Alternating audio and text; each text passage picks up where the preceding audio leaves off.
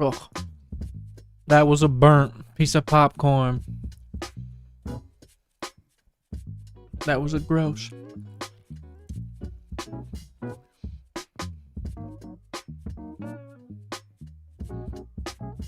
What's going on, y'all?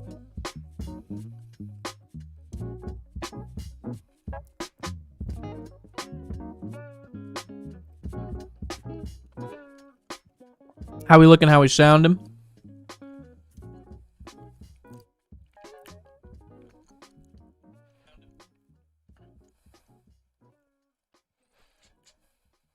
Okay, we looking good. We sounding good? Okay, we looking good. We sounding good? It sounds way better than it did. I finally got it not sounding super quiet now. Okay, cool. That sounds and looks way better to me. All right. I'm gonna put my phone right up here. Perfect. What's going on, everybody?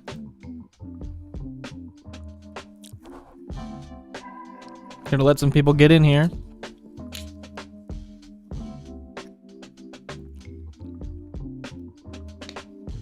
Yep. Oh. Got another deck for review. Cards off the top. In the graveyard. In your hand with the draw. Oh God. Bend 'em, dead 'em to the yard. Ooh. Good grief. Get those creatures away from me. If it's white, green, or red, maybe blue would catch a doom blade. If it's black, I go for the throat. If it's artifact, I might have to murder. Oh. All my decks hot. Salsa verde. Oh. Must be mute. Thought they heard me. Yeah. Rapping about the magic. Speaking of magic, that's exactly what's about to happen. Ooh. Cause when I'm going live, it's tragic. For all the other live streamers that's trying to live stream magic, that shit ain't happening. Who got the entertaining value like me? Who reviewing decks give you obscure picks like Nikki did a P? Ooh. That's me. Nyx Lotus. Lotus. S-I's and C. Yes. What's next? I don't think I got the right chat pulled up. Hold up. Oh. Someone type something. I can type something. Hold on. I'm gonna type yo. I don't got the right chat pulled up. Like, hold up. Like, hold up. Like, hold up. Thought they know us. Alright. How do I pop off? How do I pop out correct? Oh, hold on. I think I see now. Yes, it has all become clear. Yes, it has all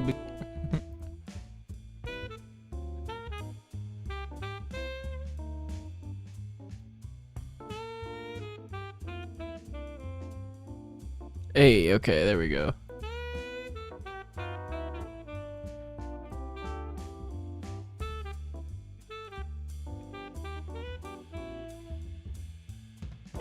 Wait, what's going on there? I didn't... Oh.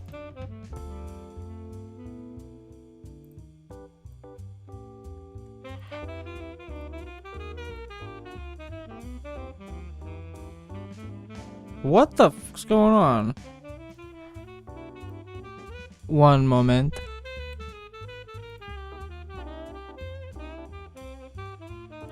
Okay, I need this display capture.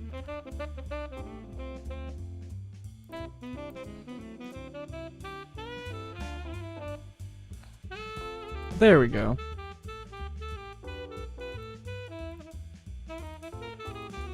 There we go. Okay, I think everything's looking okay now. P-Mac Dance Dude. Yo, Nick, I'm on my DoorDash. I'm on my way home. Hey, hell yeah. King of Dreams, we are so back. Stuff being stupid for you, Nick? It was, but then the chat dropped to where it was supposed to be, and now everything's looking fine.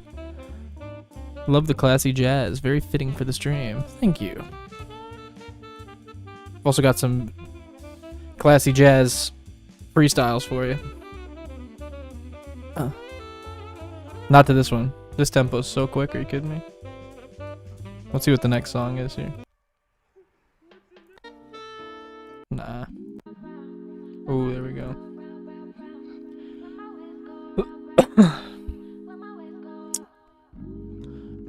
Today, on the Friday Night Deck Reviews, we are looking at I.B. Howen's Miss Bumbleflower deck, and then Outreach Gamers' Jenova Ancient Calamity deck. We're gonna let a few more people get in here before we officially jump in. But yeah, that's the idea for tonight. Hopefully that sounds alright with everybody. Hopefully everything looks okay. My camera looks okay. Is it running choppy? Hold on. No, everything looks, relatively speaking, it looks pretty good actually.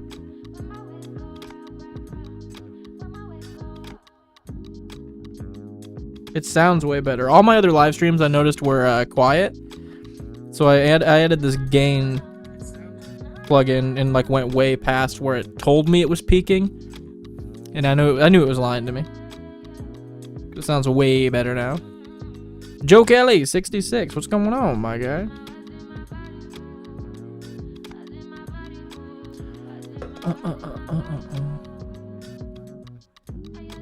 My tournament kicks off this weekend. Hey, hell yeah. Is it a commander tournament? If so, what are you running? And what are the rules?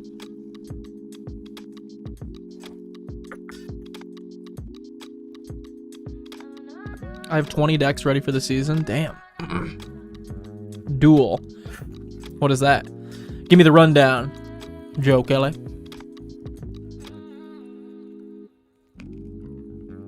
Anything goes, no infinites. Is Duel like one-on-one commander?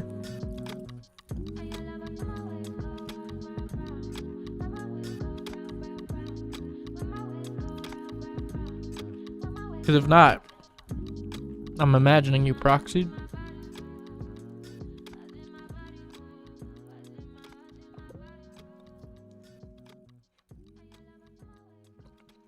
No, 20 life. Life counts for standings. This is a crazy sounding tournament.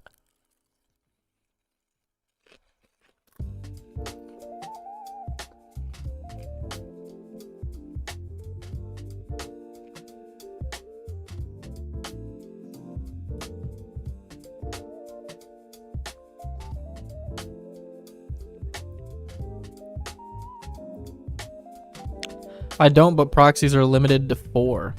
Interesting. LJL, what's going on? How's it going, my man? Good. How are you?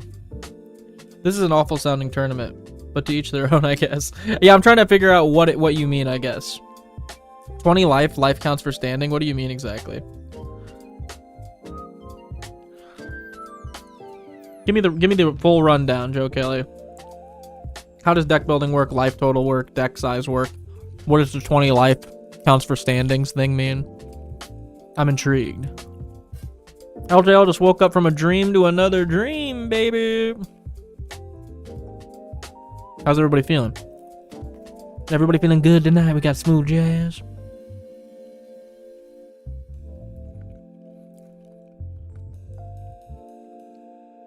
Oh.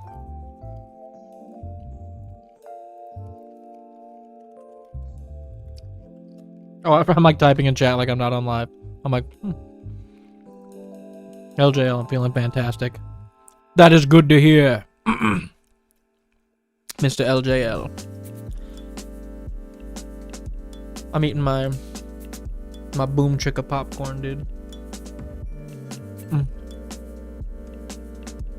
All right. We got 12 people in here. I'm feeling good. Let's get it going.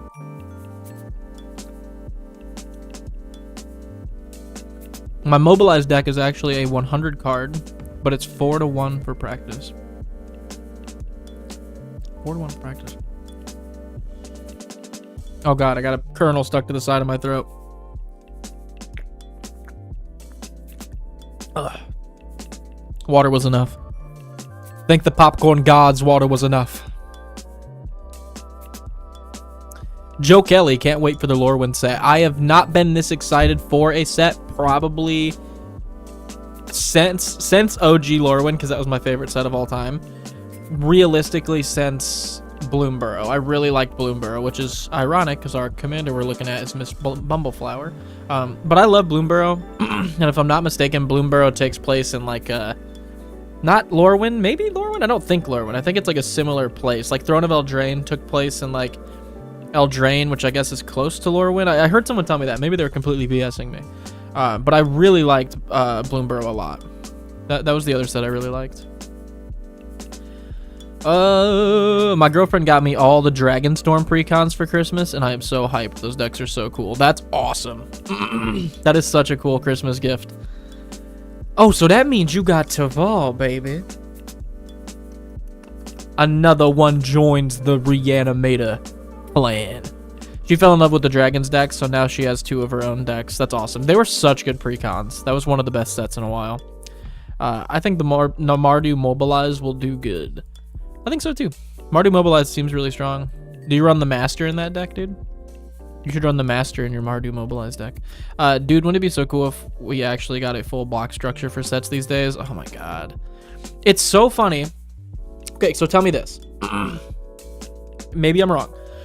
The fact that the Lorwyn set they're making is called Lorwyn Eclipsed, so they could also do Shadowmoor in the same set. Isn't that like a pretty big tell for where their mind's at? Like, I feel like even they want to do block sets, but they're like, we can't, so let's just add both of them to the same set. Just go back to the block set, dude. Yes, and Battlecry mechanic as well. Oh, I love Battlecry. Signal Pest is one of my favorite cards of all time. Such a good card. All right. Now that we're all caught up, let's get into it.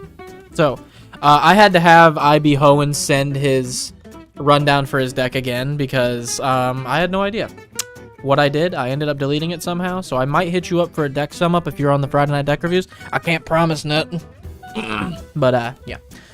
So, his Bumbleflower deck, he says, it's a group hug commander, but I'm not leaning into the strategy. Instead, I'm looking to gain value from effects that trigger from my opponent's drawing cards, me drawing cards, and playing spells on their turn. I need some more help with the direction. I can take the deck in. Right now, I have cards in there with synergy that get me value, but not a clear end goal. A few strong cards here and there shouldn't... Wait, that's not what it says. A few strong cards, but there shouldn't be anything that makes me immediate threat. For now, my win con is drawing cards or building up a decent board of 1/1 counters. For card suggestions with the already established card synergies is appreciated. I like cards that are niche and not often played. I dislike cards that have boring and repetitive gameplay mechanics, i.e. Seedborn Muse, Rhystic Study, Esper Sentinel. I feel you. With the exception in the deck being Wilderness Reclamation and Trouble in Pairs. Trouble in Pairs has synergy with the deck. Sorry for the word vomit. I like writing. No, you're good, dude. I love reading, so. You're fine. What do we got here? I'm getting a box in both commander decks. Hell yeah. Yeah, honestly, I'm probably going to get a box as well. I haven't been excited for a set like this in a while. I was thinking the worst for Aether Drift. I think it was the worst for Aether Drift, where we literally have a race that's taking up 3 different planes, and we didn't make a 3-block set. Yeah, that's so strange. Would have actually been a decent block if it weren't for that. Yeah. I feel like they could have even done that with Outlaws of Thunder Junction. I feel like that kind of would have made it cool. Like with the Omen Path and everything. Would have been kind of neat. Okay, so moving into his actual deck. If you don't know Miss Bumbleflower, it's probably because you've never played against her and she hasn't etched her way into your brain. 1, a green, a white, and a blue for a 1/5 Vigilance. When you cast a spell, target opponent draws a card. Put a 1/1 counter on target creature. It gains flying until end of turn. If this is the second time this ability is resolved this turn, you draw 2 cards. Yeah. Oh. It feels like Christmas, this character, or this card. It feels like you have, like, a sick toy train, you got a fucking Xbox 360, and you got a lava lamp, and you're like, oh, and then you look over at your freaking brother, and he's got, like, a brand new shirt, and he's like, I mean, like, thanks for the card draw, but you got a 1/1 counter flying in 2 pieces of card draw, and you're like, hey, buddy, oh, you're ungrateful, ungrateful. That's the vibe of Miss Bumbleflower. That's exactly how it goes, too. Like he said, it's a group hug deck that he's not leaning into. Most Miss Bumbleflower players don't lean into that because they see the power that this commander holds. So let me read back through this really quick just to make sure I got everything clear. Group hug commander, but I'm not leaning into the strategy. Instead, I'm looking to gain value from effects that trigger when my opponents draw cards, I draw cards, and playing spells on their turn. Okay. So let's see here. Oh, and by the way, they're both tagged. Oh. Thank you for tagging it. So nice. Benji the Great, what's going on, my guys? All my homies hate Bumbleflower. That's fair. Guys, feel free to tell me if my build is cooked. LOL. I feel like maybe I lost the plot and should be running more cantrips instance.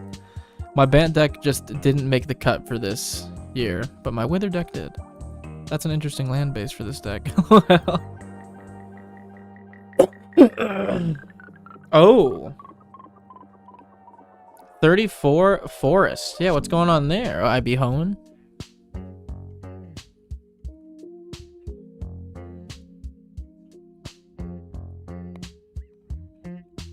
Don't worry about the lands, they're just placeholders. It's tagged and I don't have to worry about the lands. Oh gosh. Gaming. What's up, Kryptonite? Blight is going to be powerful, I think. I like Blight a lot. I'm a big fan of Lorwyn's mechanics, like how they're tied in with the aesthetic of the set, and Blight definitely does that. I like it a lot. I thought about as much. Okay. So, for +1 counter generation, we've got Broker's Ascendancy being a green, a white, and a blue enchantment. At the beginning of your end step, put a 1/1 counter on each creature you control and a loyalty counter on each planeswalker you control. That is such a good card. If this was Esper, oh my god, Arna would be so good in Arna. Communal Brewing, 2 and a green enchantment. When Communal Brewing enters, any number of target opponents each draw a card. Put an ingredient counter on Communal Brewing. Put an ingredient counter on Communal Brewing. Then put an ingredient counter on it for each card drawn this way. There we go. Whenever you cast a creature spell, that creature enters with an additional X 1/1 counters on it, where X the number of counters on Communal Brewing. It's so good. Cosmic Grand Zenith, 2 and a white, 2/4. Whenever you cast your second spell, make 2 1/1s or put a 1/1 counter on each creature you control. Busted card. Super good. Forgotten Ancient, one of my favorite cards ever. 3 and a green for a 0/3. Whenever anybody plays any spell, it gets a 1/1 counter. And at the beginning of your upkeep, you can move any number of 1/1 counters from it onto other creatures. Other creatures, by the way. Not just like a creature. You can just space them out. Incredibly good. Oh, I might put this into Vol. Because then I can reanimate it. Start buffing up my zombies really huge with its 1/1 counters. Ooh. I might have one of these too. That's really good. They reprinted Ancient. Wow, works good with Luxodon Warhammer. Yeah, get huge with Luxodon. Holy shit. Trample lifelink on it. Oh. It is a really cool reprint. I like that. I like that art a lot. My throat's dry.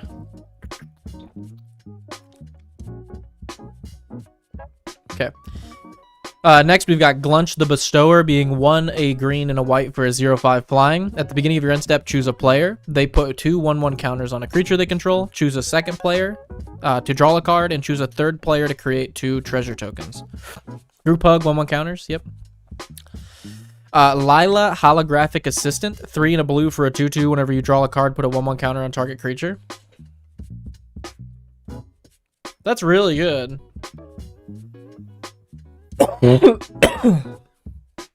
Lila's kind of cracked. Pip-Boy 3000, 1-drop equipment that equips for 2. Whenever a equipped creature attacks, choose one. Draw a card, then discard a card. Put a 1/1 counter on that creature, or untap 2 target lands. Or been equipped 2. I might put this in. Nick, I thought we learned this lesson, man. There's no learning this lesson, dude.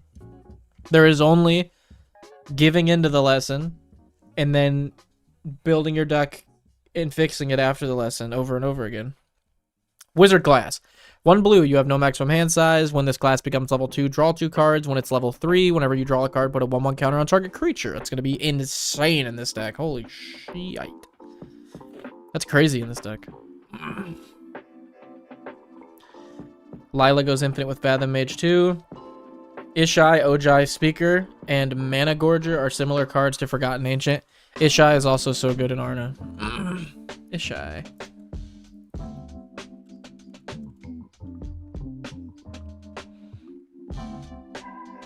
Oh yeah.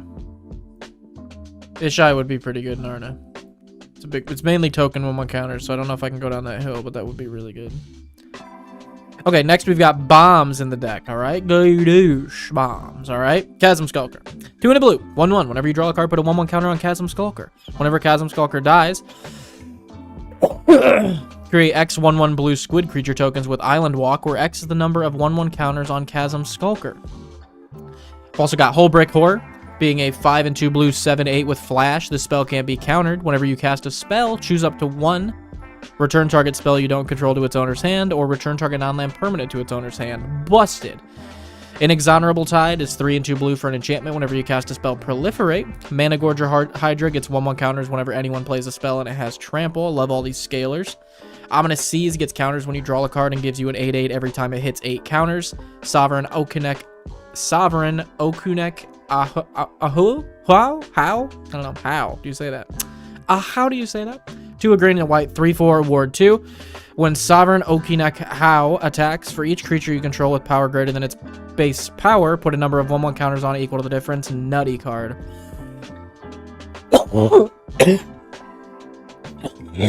Man.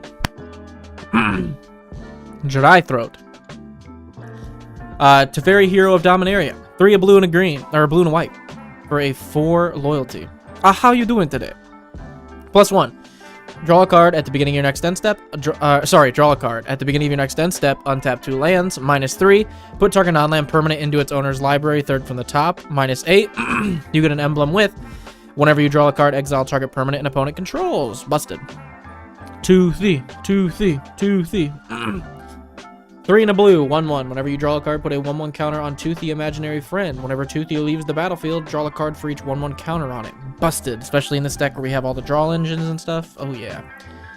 For card draw, we're going to kind of skim past all of these. It's Brainstorm, Consider, Duelist to the Wind, Dusk Legion. That's pretty good whenever it gets a 1/1 counter draw card. Fairy Mastermind. Fathom Mage is great. Whew.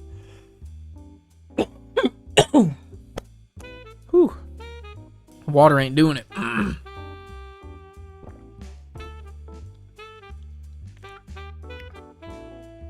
Okay. Fathom Mage has Evolve, and whenever a 1/1 counter is put on it, draw a card. Glunch, Inspiring Call, Ledger Shredder, Opt, Pip-Boy, Trouble in Pairs, Wavebreaker. Trouble in Pairs is one that he wanted to bring up. 2 and 2 white enchantment. If the opponent would begin an extra turn, that player skips that turn instead. Whenever an opponent attacks you, with 2 or more creatures, draws their second card each turn, or casts their second spell each turn, draw a card. Yeah, we want to be drawing as many cards as possible, as much as possible, so yes. Wave Break, when we cast on other people's turns, draw a card. Casting at Flash Speed. Hear that wheeze? Oh my gosh. High Fae Trickster, Leyline of Anticipation, and Tidal Barracuda, and Vidalcan Ori. Free spells. Arcane Heist will exile an instant or sorcery out of an opponent's graveyard and let us cast it for free. Archmage Newt, whenever it deals combat damage to a player, exile target instant or sorcery card from that graveyard. Or no, sorry. Target instant or sorcery card in your graveyard gains flashback. The flashback is equal to its mana cost. That card gains flashback 0 until end of turn if Archmage's Newt is saddled. That's really cool. Fanatic Search, 2 and a blue, draw 2, discard 2, untap 3. Gataxian Probe, look at someone's hand, draw a card. Noxious Revival, return something to your hand. Rewind, counter, and untap 4. Snap, oh snap! 1 and a blue, return target creature to its owner's hand, untap 2. Talent of the Telepaths. These are all great, by the way, because they're essentially free spells. You get by either untapping lands when they're cast, literally being free, or casting something from a grave for free, or ciphering and casting for free.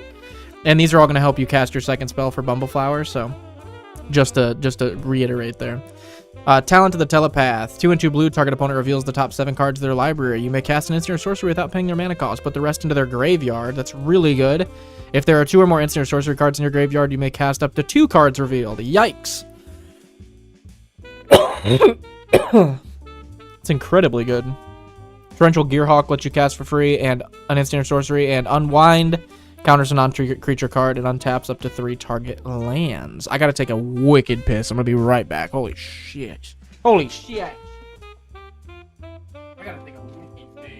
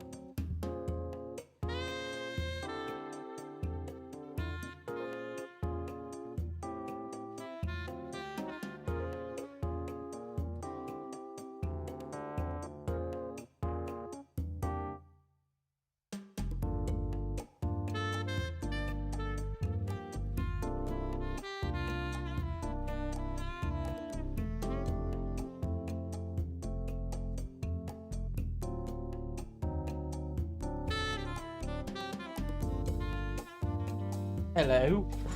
Hello, hello. Okay, what do we got in chat here? No Ristic stuff. Oh, there's more stuff. Or Tato. There's a lot more stuff. No Mangara. Mangara would be really good. I figured I would be alright without treasures in my green deck. Maybe though, Sponge with the +1 counters and card draw. Yo, just found your channel the other day. Love what you're doing here. I'm willing to bet you'll be my 2026 YouTube Wrapped, if that's a thing. Cool, my guy. Appreciate that. What's your name? Hannons Anderson? Or Hannon Sanderson? Or Hanon Sanderson? No Ristic Study.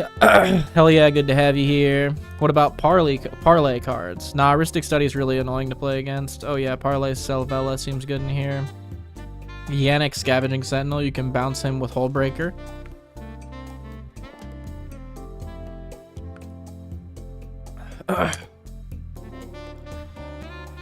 Yeah, Hullbreaker will be good. Hullbreacher's in here. Yeah. Or Hullbreaker. Unless Hullbreacher's another thing. Sorry, I got a gnarly dry throat. Yeah, Hullbreaker will be good. There's Deep Sea Kraken and Ledger Shredder. I think he's got Ledger Shredder in here. Hullbreacher's banned. Okay.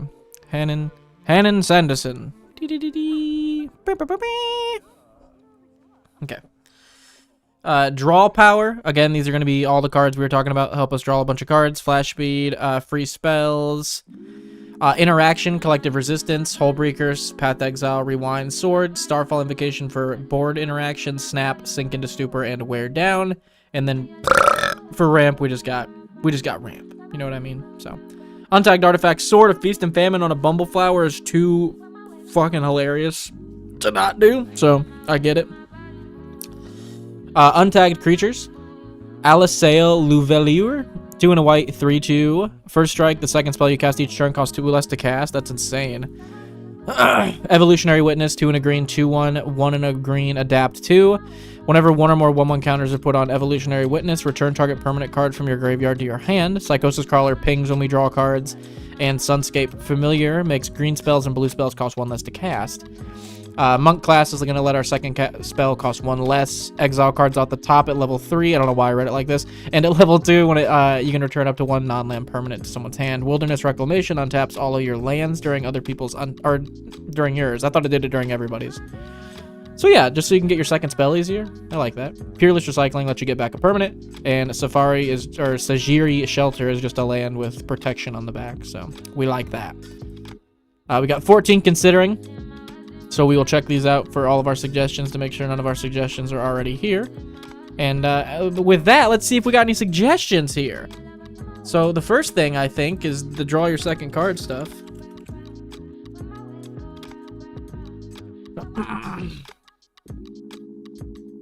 Alondra seems very good in this deck.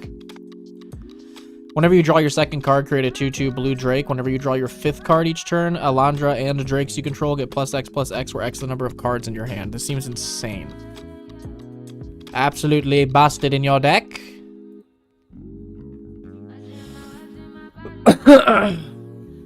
Oh, why don't you have the Council of 4 in here, dude? This is perfect for your list. Whenever a player draws their second card each turn, you draw a card. Very good. Whenever a player casts their second spell each turn, you create a 2/2 White Knight. Sure, dude. That's very, very good.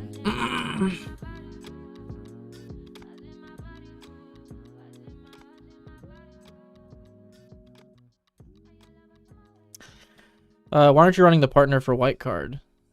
Partner for white card? What is that?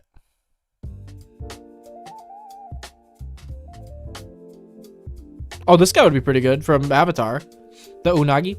3/2 blue, 5/5 flash, ward, waterbend 4. Whenever an opponent draws their second card each turn, you draw 2 cards. I like that a lot. For draw engines, I really like whenever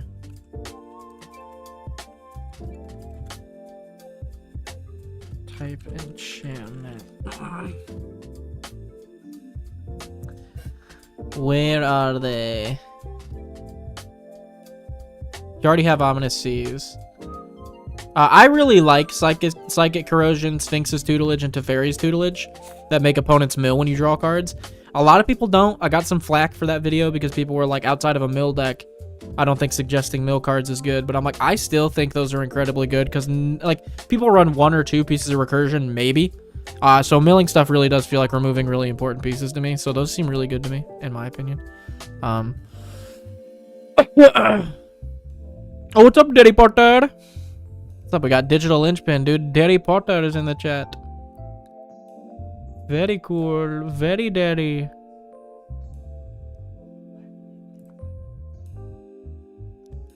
What else we got? What else?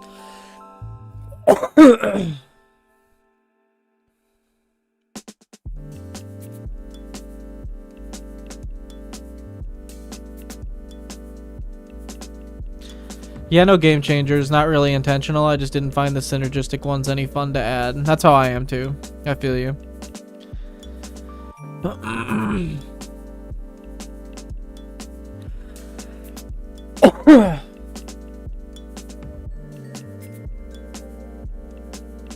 Any more suggestions in here? We're gonna find more. I'm just trying to think.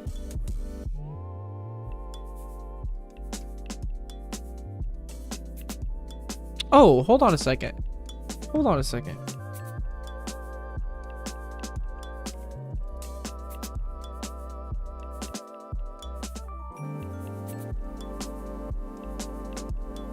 Damn, they both do a creature you control. I was gonna say Teleportation Circle or Conjurer's Closet would be cool if you could blink other people's stuff, so you could like remove the counters that you're giving other people's stuff, but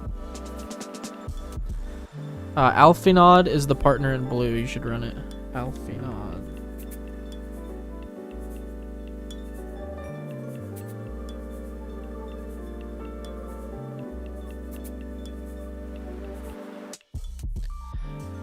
Alfinod Levelure. 3 in a blue, 2/4. Vigilance. Whenever you cast your second spell each turn, draw a card.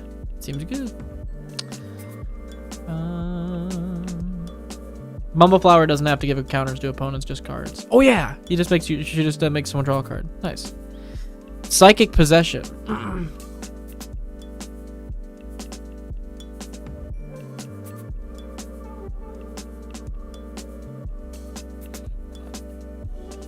Two and 2 blue, enchantment aura, enchant opponent. Skip your draw step. Whenever enchant opponent draws a card, you may draw a card. Ooh, this is kind of cool in Bumbleflower. Because you'll just be sitting there drawing like 3 cards a turn from her ability plus this going off. Potentially much more. Seems really good. Windfall is like a definite add for this deck, right? 2 and a blue, everyone discards their hands, draws for the greatest discarded. That seems like just a definite ad for this deck. There was a card I just saw that shuffles your graveyard. I don't know why it's popping into my head, but I'm gonna just see.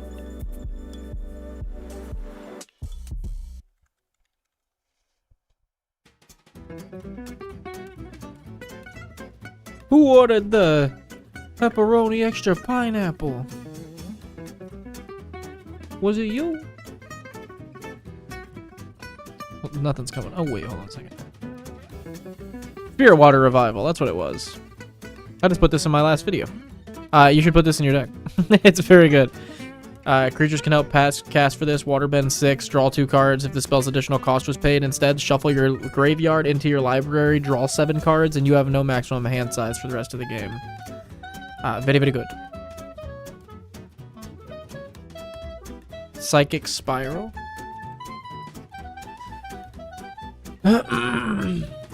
Oh yeah, this is a great one too. 4 and a blue, instant, shuffle all cards from your graveyard into your deck, then target player puts that many cards off the top of their deck into their library. That's another great option. I think a couple of those would be pretty good. I don't know why. I mean, I know why. It's like drawing too many cards and discarding, you might fill your graveyard and accidentally deck yourself.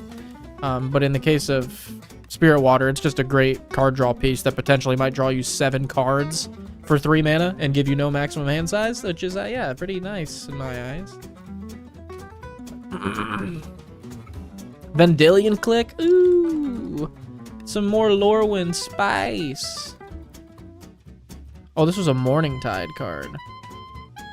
Morningtide's such an interesting, like, redheaded stepchild.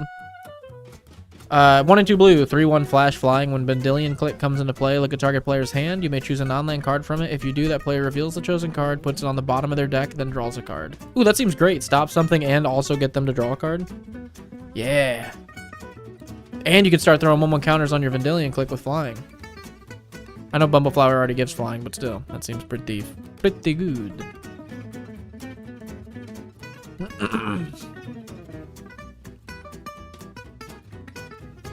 I like that one a lot, actually. Carpet of Flowers.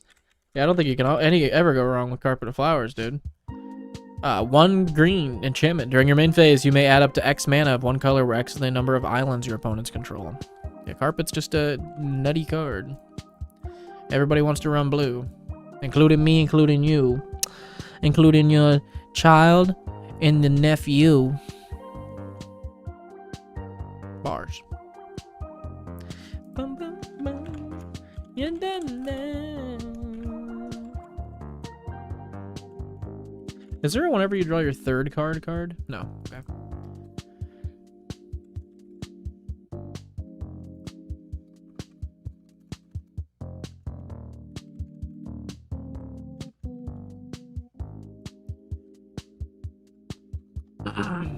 Elixir of Immortality is the card I recommend if he's having graveyard issues. Yeah. I think I would recommend Spirit Water more, in my eyes. Just because it's so busted. The card is so good. What do we have here? What do we have here? What do we have? What are we looking for? What are we gonna grab? What is there? What is that? What is this? Trying to go back. Oh. Riptide Gear Hulk. I think he already has that in here. Yeah. He has Torrential Gear Hulk. Riptide. Is that the white one?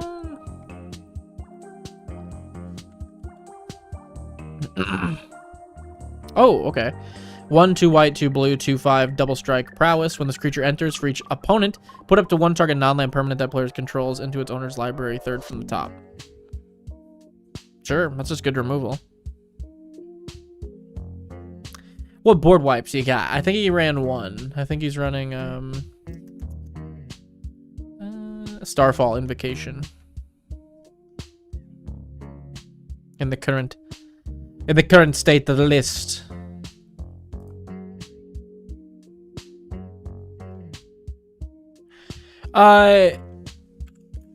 Destroy all Draw. I know there's a black one that does, yeah, Decree of Pain. I'm wondering if there's one that's similar. That would be like white or, I doubt blue, probably just white. Depopulate seems good in your deck as a board wipe. 2 and 2 white sorcery. Did someone say depopulate earlier? No, finest hour is what Kryptonite said earlier. 2 and 2 white sorcery. Each player who controls a multicolored creature draws a card, then destroy the rest. Or not the rest, and destroy all creatures. But still, you get a card draw from everybody, pretty much, in most games of Commander. So that one actually seems pretty decent in your deck, actually.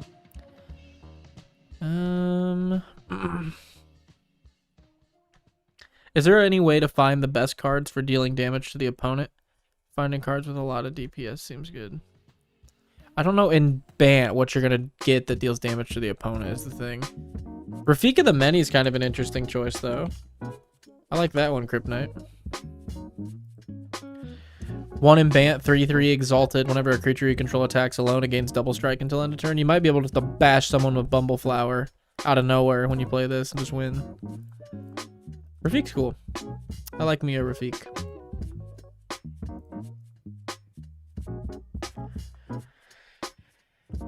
Whenever opponent draws second card. Yeah, the Unagi is the only one that you don't run. Draws card. How about that? Scrawling Trawler. At the beginning of your upkeep, each opponent draws a card. Whenever an opponent attacks with 2 or more creatures, whenever you draw a card. Very Mastermind's already in here. Dink, dink. Dink, dink. Doink, dink. Force Fruition just seems mean. Whenever an opponent plays a spell, that player draws 7 cards. That seems pretty busted. Not even a player, an opponent. Yikes. That could be mean in here. Like, super mean in here.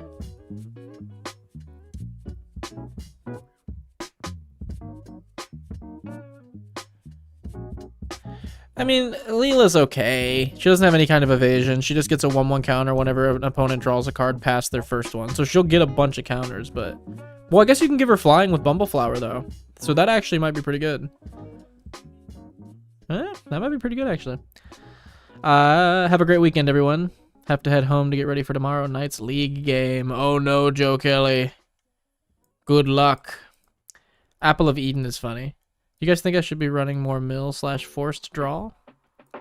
I really like that stuff. I think Forced Fruition seems really good and all stuff like that. I feel like the Sphinx's tutelage and Teferi's tutelages seem really good. Alms Collector can be good, especially with wheels. PMAC Daddy. This Alms Collector does seem pretty good. And I like the art. Big cat boy. 3 and a white, 3/4 flash. If an opponent would draw 2 or more cards, instead, you and that opponent each draw a card. That's pretty sick. Oh, actually not, because that shuts down an opponent drawing a bunch of cards. Because if we want to make someone draw a ton of cards, like you'll both just draw 1, and that might be worse for us.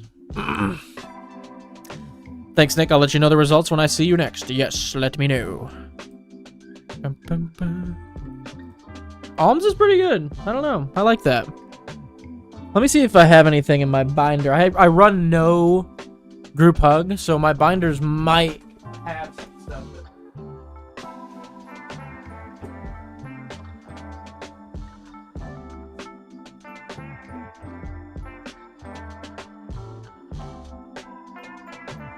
I haven't looked in these binders in a minute. Completely unrelated and not good in this deck, but I just found Bean or Bene. Oh my God, Bean. I like don't finish words before I like say them. I'm like Bean. Benefactor's Drought, and that's really good. Benefactor's Drought's insane. That card is nuts, and it needs to be reprinted again. Benefactor's Drought is nuts, in fact. Nuts, in fact.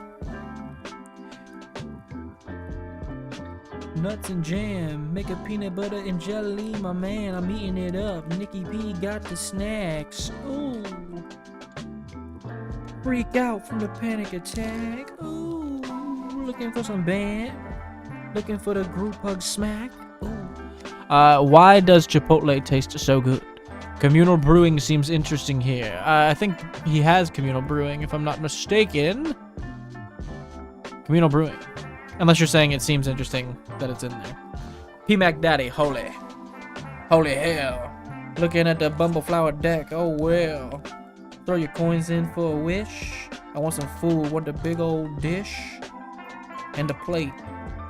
So I can scrape it clean. I'ma eat. I'ma eat. What we got? Well, I'm not seeing anything here. Oh my gosh. That door slammed. Oh my. Nope, that didn't seem communal. Nope, didn't see communal brewing. My bad. Oh, you're good. You're fine. You're fine, me guy. Kryptonite. View from above is a cheap spell that you can cast over and over. How's the stream going? Good, you awesome. How is your life going? Is everything okay? View from above. View from above. 1 in the blue. Target creature gains flying until end of turn. If you control a white permanent, return view from above to its owner's hand. That's interesting. P-Mac Dance Dude. Do you just like donate $10? What the hell? Thank you. You don't have to do that though. I appreciate it, but Bumbleflower is painful to run against. Yeah, it seems very good. My friend Deegan built it, and we played against it once, and immediately, I don't think he ended up winning, but immediately I was like, that's a very good commander.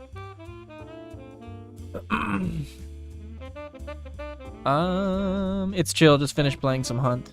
Hey, I've never played that game before. Curse of Verbosity.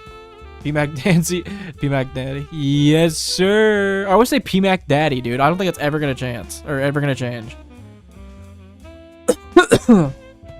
Alms Collector plus Wheels. That's good, but I feel like it kind of takes away the point of a lot of the cards in the deck. We want opponents drawing a bunch of cards a lot of the time, right? Bumbleflower is less good stuff than Y'shtola or something. Very true. Y'shtola is just like, what's up? Run literally anything and we'll be cool.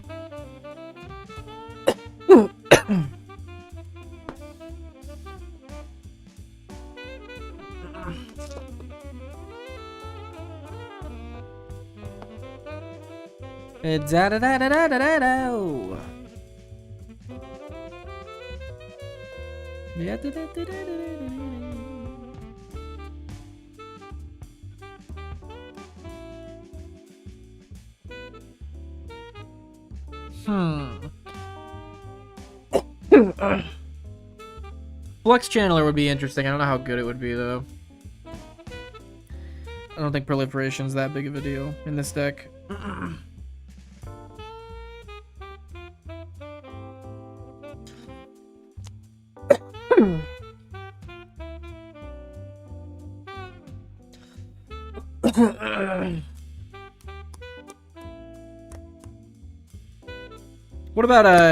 What about Vinwixt? Or however the hell you say this. 1 in a blue, 0/4, start your engines. You have no maximum hand size. If you would draw a card at max speed, draw 2 cards instead. That's just something that popped out here. Let me know what you think. Let me keep looking here. You have Cloud of Fairies in here, right? For your, like, free spell thing. Cloud of Fairies is just another free spell you could run if you need more of stuff like that.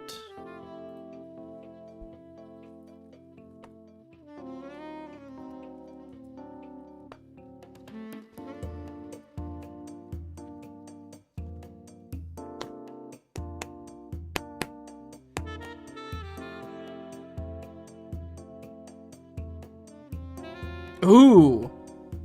I don't know how into this you would be, but I think this is kind of cool, and I want to throw it out there just because it's a cool interaction. Skyboon Evangelist, 4 and a white, 3/3 flying. When it enters the battlefield, supports 6. So you put a 1/1 counter on each of up to 6 target creatures. You can do opponent's creatures, and whenever a creature with a counter on it attacks one of your opponents, that creature gains flying. So with Bumbleflower, I believe you can put 1/1 counters on other people's stuff, right? Yeah, target creature. So you could start using this quote-unquote group huggy just to start buffing up other creatures on opponent sides to be promoting them swinging at each other so those creatures get flying. That could be interesting. Don't know how good or interested you are, but that could be interesting. What else do we got here?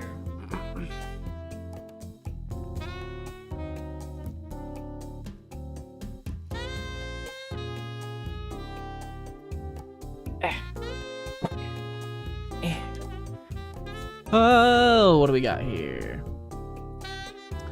Even the score might work here.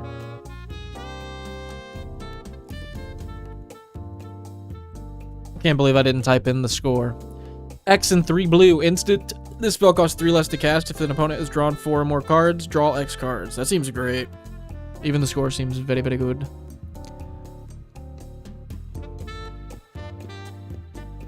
A Boreal Grazer might be awesome in Bumbleflower because of all the card draw. True, to get to cheat in a land. Blighted Agent. Blighted Agent's just kind of mean. Is that the Infect unblockable? Yeah. Yikes. Have we all forgotten about Loran the Third Path? Oh, yeah.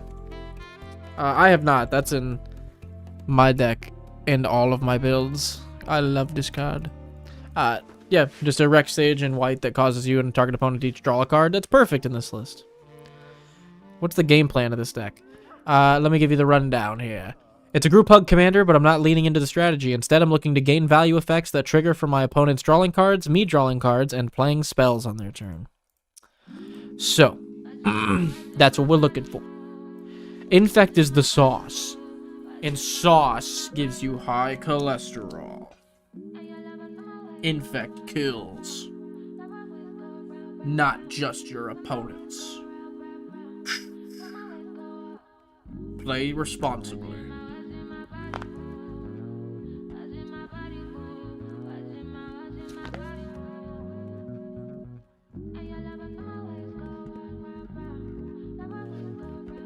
Oh, Oath of Scholars. What is that?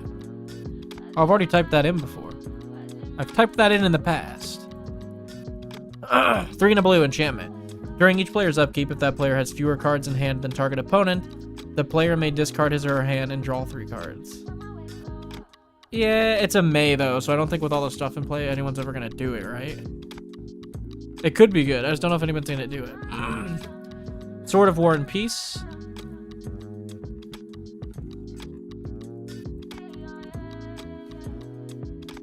3, equip 2, equip 2/2, protection white, red. Whenever equipped creature deals combat damage to a player, Sword of War and Peace deals damage to that player equal to the number of cards in their hand, and you gain 1 life for each card in your hand. That's very good. That'd be great in here. Did we say we were interested in Mill for this earlier? Archive Trap will often be a free cast. Oh, true. Archive Trap would actually be great because it's Mill and you'd get that second spell trigger way easier with the free cast. That's actually a really good point.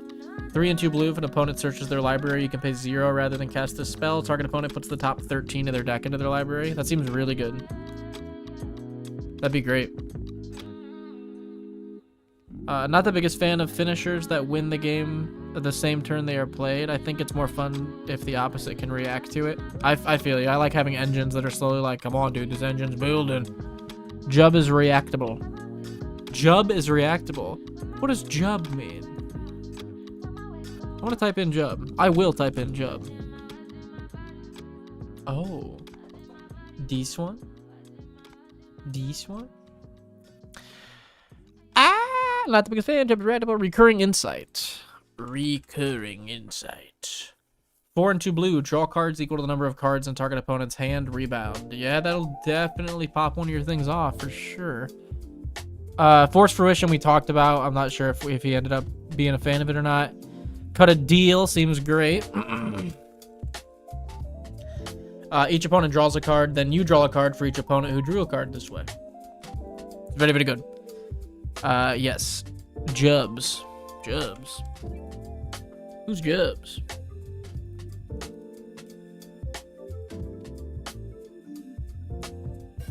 Man, you gotta be talking about this. You gotta be talking about him. He looks like a Jubs. He looks like a Jub. Soul Devi Sentry. Soul Devi Sentry. 1 for a 1/1. Pay 1. Regenerate. Target opponent may draw a card. Oh. But it's a May. They're probably not going to do it a lot, right? It is a cool card. I just feel like they're going to choose not to with the right stuff in play. Oath of Jace. Oath of Jace.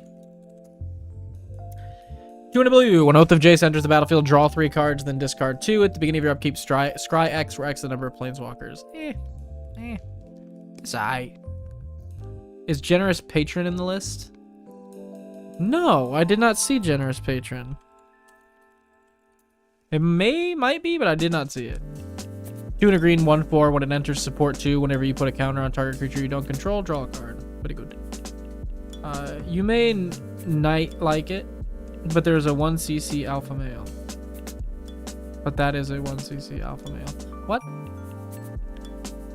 What the hell going on? Murder Crows. Murder Crows.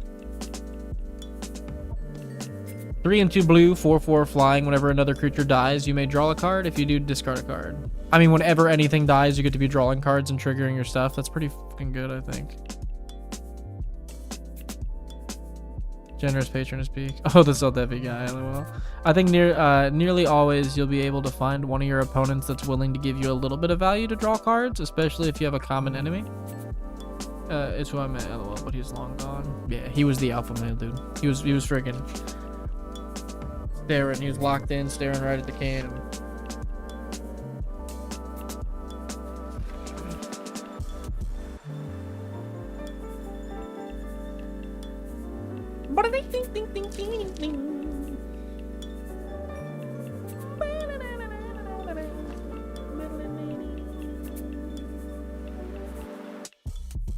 Oh, what about Nils? I really like Nils in this deck a lot. 2 and a white, 2/2 at the beginning of your end step. For each player, put a 1/1 counter on one target creature that player controls. Each creature with 1 or more counters on them cannot attack you unless they pay X, where X is the number of counters on that creature. Nils is sweet. It's kind of fitting into the group hug thing. It's fitting into the kind of pillow fort thing. You can pivot your Bumbleflowers 1/1 counters to start doing stuff with Nils if you want to. I like Nils a lot. You never know if you don't. You never know if you don't crow. Very, very true. Struggle for Project Purity. Oh my gosh. 3 and a blue enchantment. If Struggle for Project Purity enters the battlefield, choose Brotherhood or Enclave Brotherhood. At the beginning of your upkeep, each opponent draws a card. You may draw a card for each card drawn this way. Nice.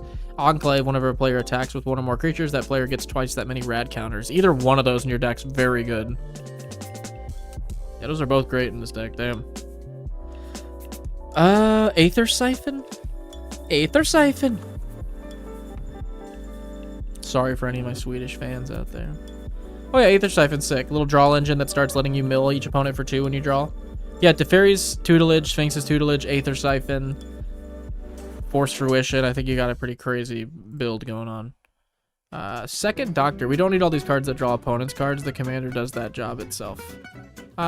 True. I think we need some. I don't think we need all of these. I agree with that. Second Doctor.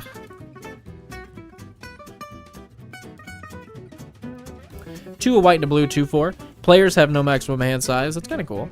At the beginning of your end step, each player may draw a card. Each opponent who does can't attack you or a permanent you control until their end of next turn. I mean, yeah, if you think you can get people to not choose no on this, then I agree. I just don't feel like you could, but Thought Sponge. That's what they call me. They used to say there's Thought Sponge. 3 and a green. 3 and a green. Yeah, they called me Thought Sponge. 3 and a blue for a 1/1 flash. Thought Sponge enters the battlefield with a number of 1/1 counters on it equal to the greatest number of cards an opponent has drawn this turn. That's really good. When it dies, draw cards equal to its power. Thought Sponge is sick. It's a scary card in this deck, actually. You do not want Thought Sponge to explode.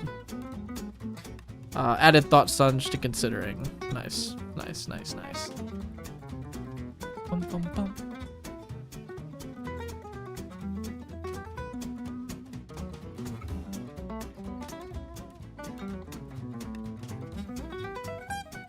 Thought Sponge. What else we got here?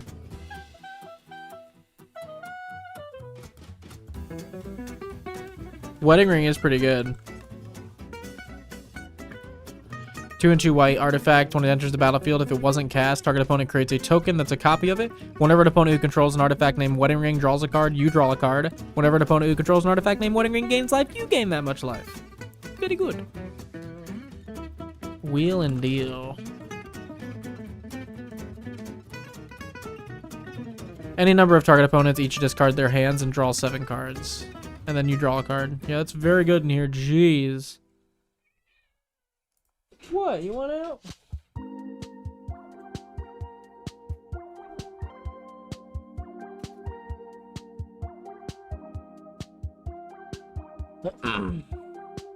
Curse of Exhaustion. Curse of Exhaustion. Curse of Exhaustion. 2 and 2 white enchant player. Enchant player can't cast more than 1 spell each turn. That's just mean. Treasure Cruise, a nice 7 and a blue to draw 3. Your temple is under attack. I love your temple is under attack, especially in this deck. 2 and a white instant. Creatures you control gain indestructible until end of turn, or you and a target opponent each draw 2 cards. Was Curse of Verbosity already in here? It was already in the chat. I don't know if I ever ended up looking it up. No, I didn't. 2 and a blue enchant aura, enchant player. When enchant player is attacked, you draw a card. Each opponent attacking that player does the same. That's pretty good. That'd be pretty good in here. Late in, but we got mechanized production since we're dealing in artifacts. We are not dealing in artifacts, actually. We're playing Bumbleflower. So we're dealing in getting triggers for drawing cards, opponents drawing a cards, or playing our second spell each turn is the main name of the game.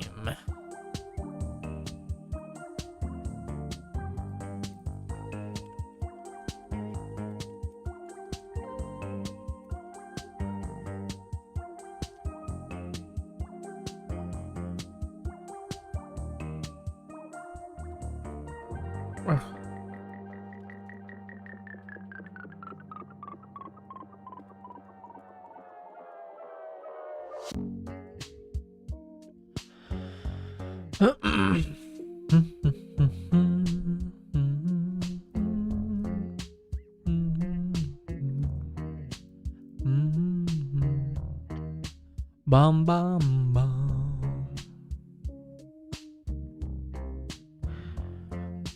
Ding dong ding ding. Nick, could you look at Free Strider, Lookout, and Bristol Bandit in my ramp? I was very proud of those. Okay, yeah. 100%. Free Strider, Lookout. 2 and a green, 3/3 reach. Whenever you commit a crime. Oh, because you're going to be putting...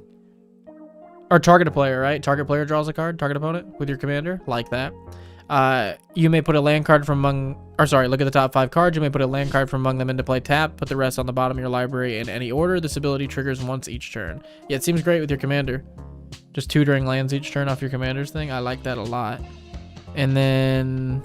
Bristle Bandit? Bristle Bandit. 1 and a green, 1/1. Tap, add 1 mana of any color. Whenever you commit a crime, untap Bristle Bandit. That's sick. I actually really do like those with Bumbleflower. Let me finish this really quick.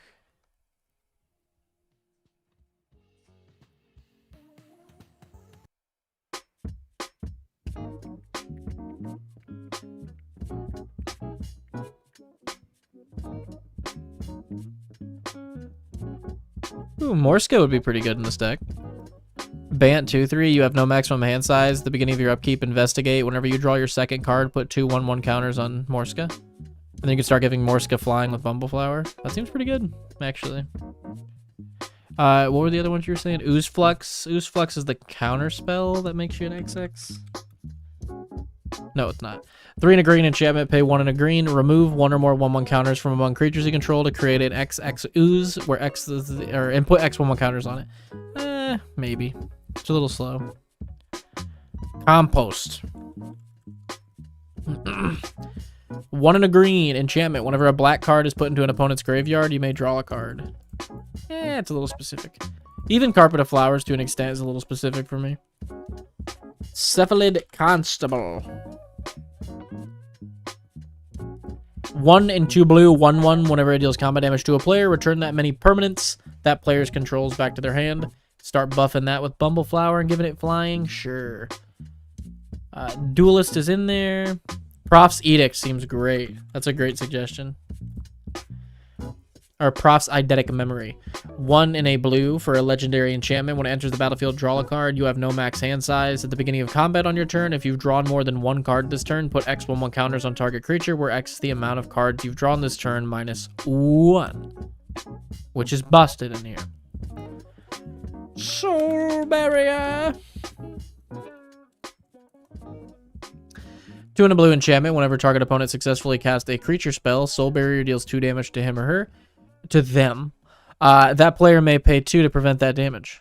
I don't know if that's where we're going with this deck, is it? Maybe. Danny Pink. Danny Pink. 3 in a blue, 4/3. Mentor. When this creature attacks, put a 1/1 counter on target attacking creature with power less than it. Creatures you control have, whenever 1 or more counters are put on this creature for the first time, draw a card. Yeah, it seems great.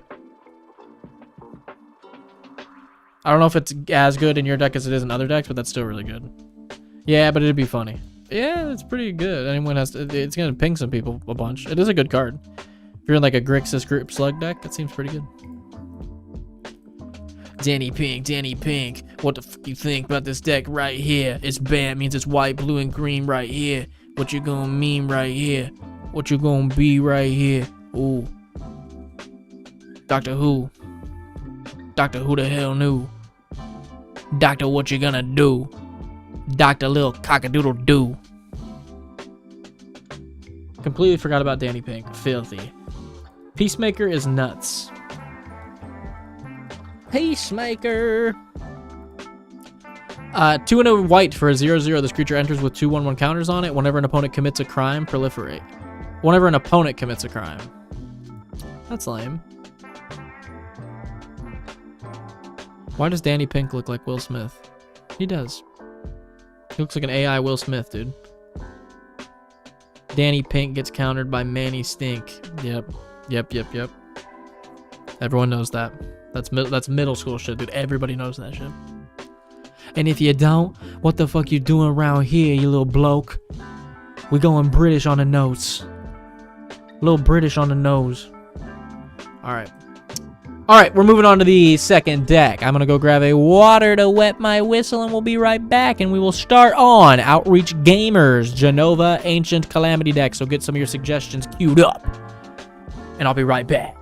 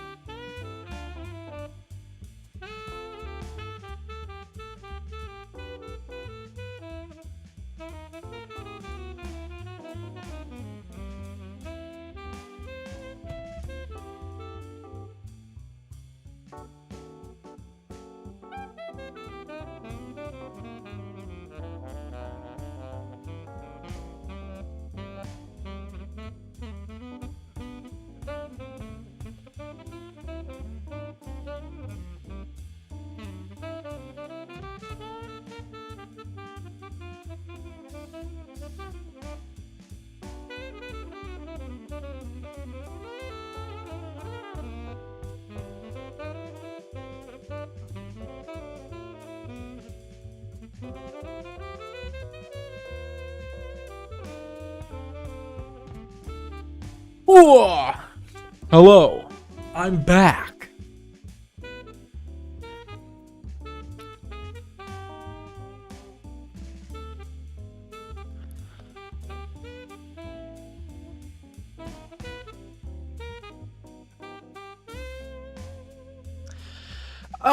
Quest for the Gimblades. I might have a few suggestions from the Lenore deck.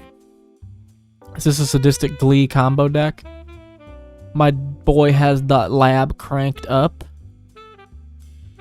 What? What? Yes. You got Blade of Bloodchief. I do have Sadistic Glee in the list. I'm in a budget constraint. Most of us are, brother. Honestly, maybe splotting a Black Vincent and Ozolith. So whenever Vincent dies, you can grab all the counters. Welcome to your stream, brother. Thank you. Thank you, thank you. I feel welcome. Ozolith's rough for the wallet. Yeah, it is. Ozolith may be too expensive now that I think of it. Hello. Yeah, Ozolith's pretty pricey. How many decks are you doing, Nick? We do two decks. This is our last one here. This is our second half of the coin here.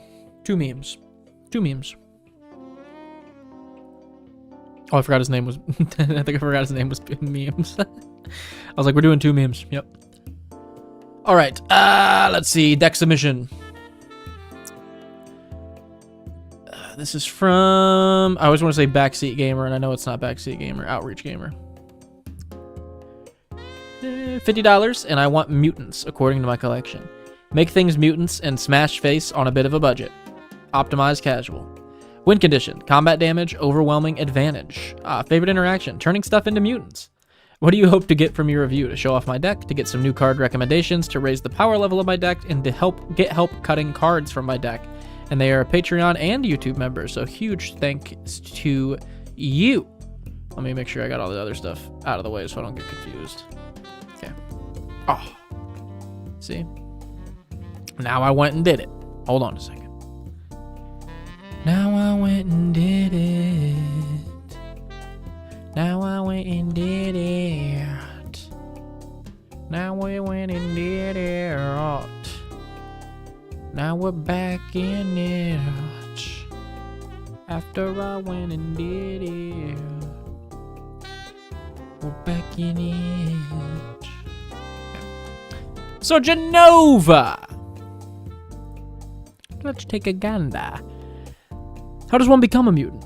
Read Jenova. Devoted Druid, Ruinous Intrusion, and Fight Rigging would all be alright. Oh yeah, you should put Forgotten Ancient in. Okay, Jenova. 2 a black and a green for a 1/5. At the beginning of combat on your turn, put a number of 1/1 counters equal to Jenova's power on up to one target creature. That creature becomes a mutant in addition to its other types. Whenever a mutant you control dies during your turn, you draw cards equal to its power, which is, oh my god, I thought I had a bug on my foot. Which is very, very good. That's how you turn stuff into mutants, and you can make stuff incredibly big. I have Kodama, and it's redundant.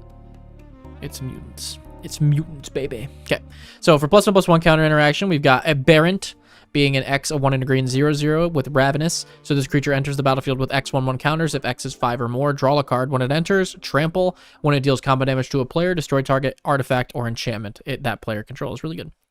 Alpha Deathclaw, 4 black green 6/6 lizard mutant, by the way. Tyrannid mutant, by the way. Menace trample 6/6. When it enters the battlefield or becomes monstrous, destroy target permanent. Monstrosity for 5 a black and a green. Basking Broodscale, 1 and a green, 2/2 Eldrazi Lizard, Devoid, pay 1 and a green, adapt. This creature has no 1/1 counters on it. If it does, put a 1/1 counter on it. When 1 or more 1/1 counters are put on Basking Broodscale, you may create a 0/1 Eldrazi spawn. That's going to be a great little synergy there. Bloatfly Swarm seems nuts.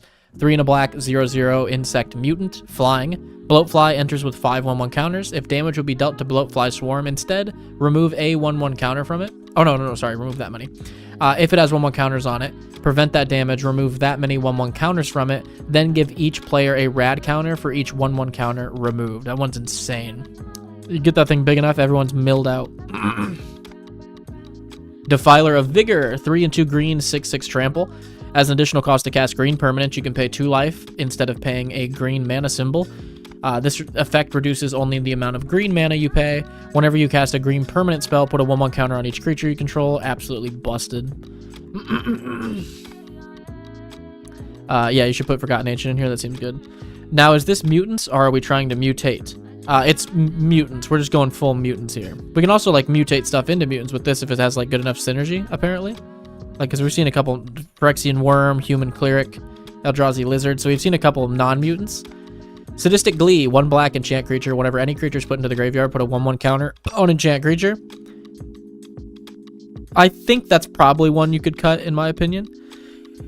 But I don't know. I think it probably is. Sphere Grid, 1 and a green for an enchantment. Whenever a creature you control deals combat damage to a player, put a 1/1 counter on that creature. Creatures you control with 1/1 counters on them have reach and trample. That seems very good in here.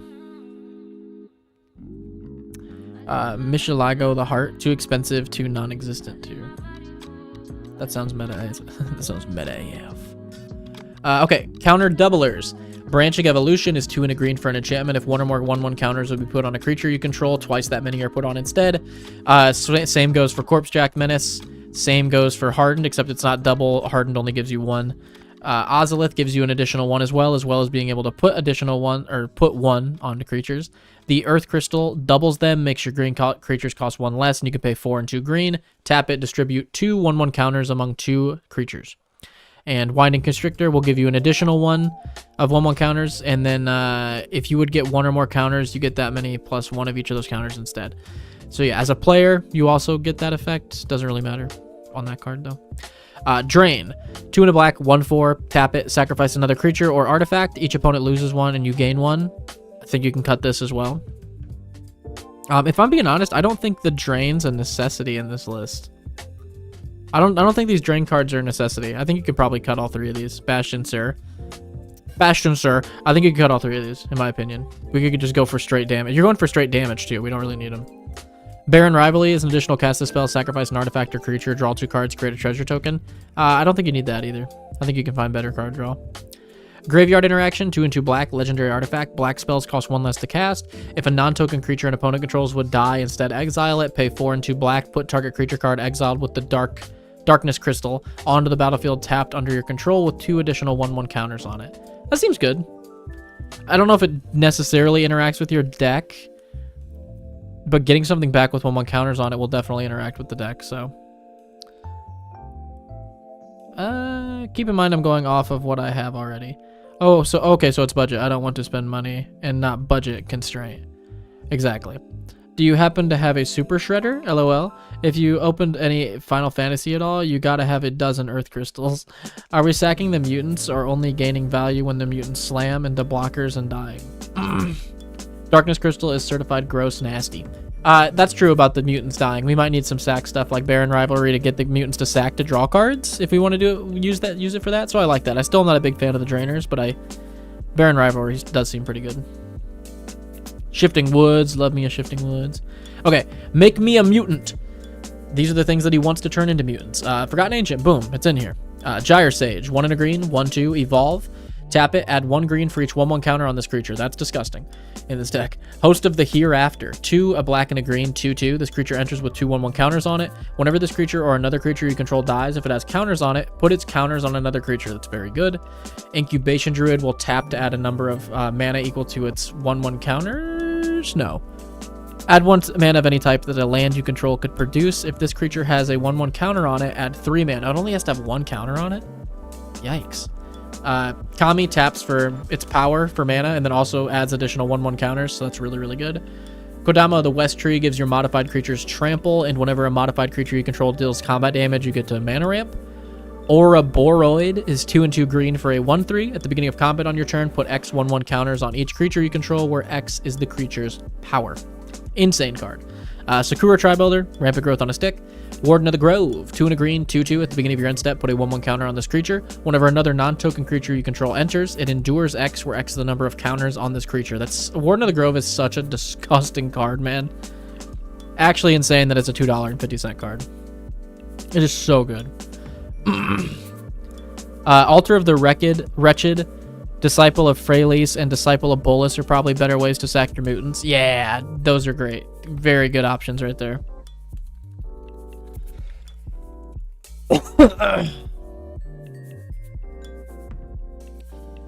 Altar of the Wretched, 2 and a black artifact. When it enters, sack a creature, draw X, and Mill X, where X is the number of that creature's power. Maybe not the Mill X on this one. I think Disciple's a better option here.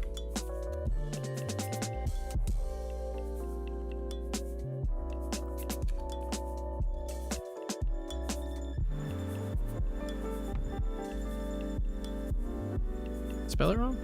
Oh, I did. 3 and a black, 2/1. When it enters, sack a creature, gain X, draw X equal to its power. Seems very, very good. Yo, are you on Twitch as well, brother?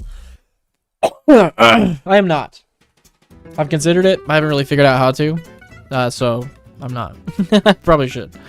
I have a copy, don't judge. Oh yeah, Aurori Boas went to the moon. Lamau. Sell that and get a Blade of the Blood Chief. Yeah.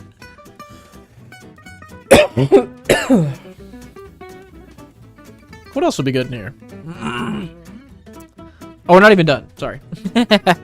There's still more. This deck already feels so powerful. Mana rocks, we got the normal stuff. Mutants, we've got Feral Ghoul, 2 and a black, 2/2. Menace, whenever another creature you control dies, put a 1/1 counter on Feral Ghoul. When Feral Ghoul dies, each opponent gets a rad counter equal to its power. Disgusting. Hancock, 2 and a black, 2/1. Each other creature you control that's a zombie or mutant gets +X, where X is the number of counters on Hancock. Holy shit. That's got to be one of your best cards in the list, right? Like, that's crazy in this list. Lily Bowen, Raging Grandma, 3 and a green for a 0/0 vigilance that enters with 2 counters on it. At the beginning of your upkeep, double the number of 1/1 counters on it if its power is less than 16. Otherwise, remove all but one 1/1 counter from it. Then you gain 1 life for each 1/1 counter removed this way. Sure, that's a fun card. Yes, I'm proud of it. It's a cool deck, dude. I like it. Hancock seems great. Screeching Scorch Beast, 4 and 2 black, 5/5 flying menace. Whenever Screeching Scorch Beast attacks, each player gets 2 rad counters. Whenever 1 or more non-land cards are milled, you may create that many 2/2 black zombie mutant creature tokens. Do this only once each turn. I might end up just putting that into Vol, because that's really good in there. Watchful Radstag, 2 and a green, 2/2, evolve. When Watchful Radstag evolves, create a token that's a copy of it. Oh gosh, Watchful Radstag's so good. If it was a 1/1, I would run this into Vol, but it's not. Ruthless Technomancer seems good. 3 and a black, 2/4. When Ruthless Technomancer enters the battlefield, you may sacrifice another creature you control. If you do, create a number of treasure tokens equal to the power. Pay 2 and a black, sacrifice X treasures, or not treasures, artifacts, but, you know, treasures. Return target creature card with power X or less from your graveyard to the battlefield. X can't be 0. That might be a good one for Default, too. Default's getting too many things, too. Default's becoming Arna. Agent Frank Horrigan is 5, a green and a black for 8/6 trample. Has indestructible as long as it attacked this turn, and whenever it enters the battlefield or attacks, proliferate twice. It's pretty good. Evolutionary Sage, whenever a land enters the battlefield under your control, proliferate. Hell yeah. For protection, we've got Inspiring Call, Lightning Greaves, Revitalizing Pass, Snake Skin Veil, more ramp right here. Recursion, Eternal Witness, Evolutionary Witness, Victimize. Evolutionary Witness is incredible in this deck. Very, very good. Removal, Annihilating Glare, Assassin's Trophy, Astarion's Thirst, Atomize, District Mascot, Coaling Ritual, Kinkerbloom, Beast Within, Putrefy, Rise of the Witch King, and Tear Asunder. Got some self-sacrifice stuff with Braids. Braids seems insane to crack mutants. I love that. Carrion Feeder, I feel like you could probably take out and find something better. Ashnod's Altar would probably be good. I don't think Ashnod's is even worth an incredible amount anymore. You can get one for $7. It's a classic 6th edition one too. That's actually cool. Or you could pick up I don't know how much an Altar of Dementia is going for now. Altar's a little bit pricey. It's 11. I mean, so is Ashnod, 7 and 11. I really like June. Maybe take out Carrion Feeder for June and try it out. 1 and a black, 2/2. June can't be blocked as long as you've drawn 2 or more cards. Pay 1, sacrifice another creature, create a clue token. I just like her as a sack outlet. Getting clue tokens for sacking stuff seems incredibly good, and then just having an unblockable thing. That you can also put 1/1 counters on with your commander, and she gets unblockable when you've drawn 2 or more cards. This is actually incredible. It's even better than I thought. My gut was right. June Body Hunter is insane. Carrion Feeder is great here because his size matters. June isn't bad. I might have a copy. Yeah, June's incredible. It seems very, very good in this deck. Yeah, June's Carrion Feeder's.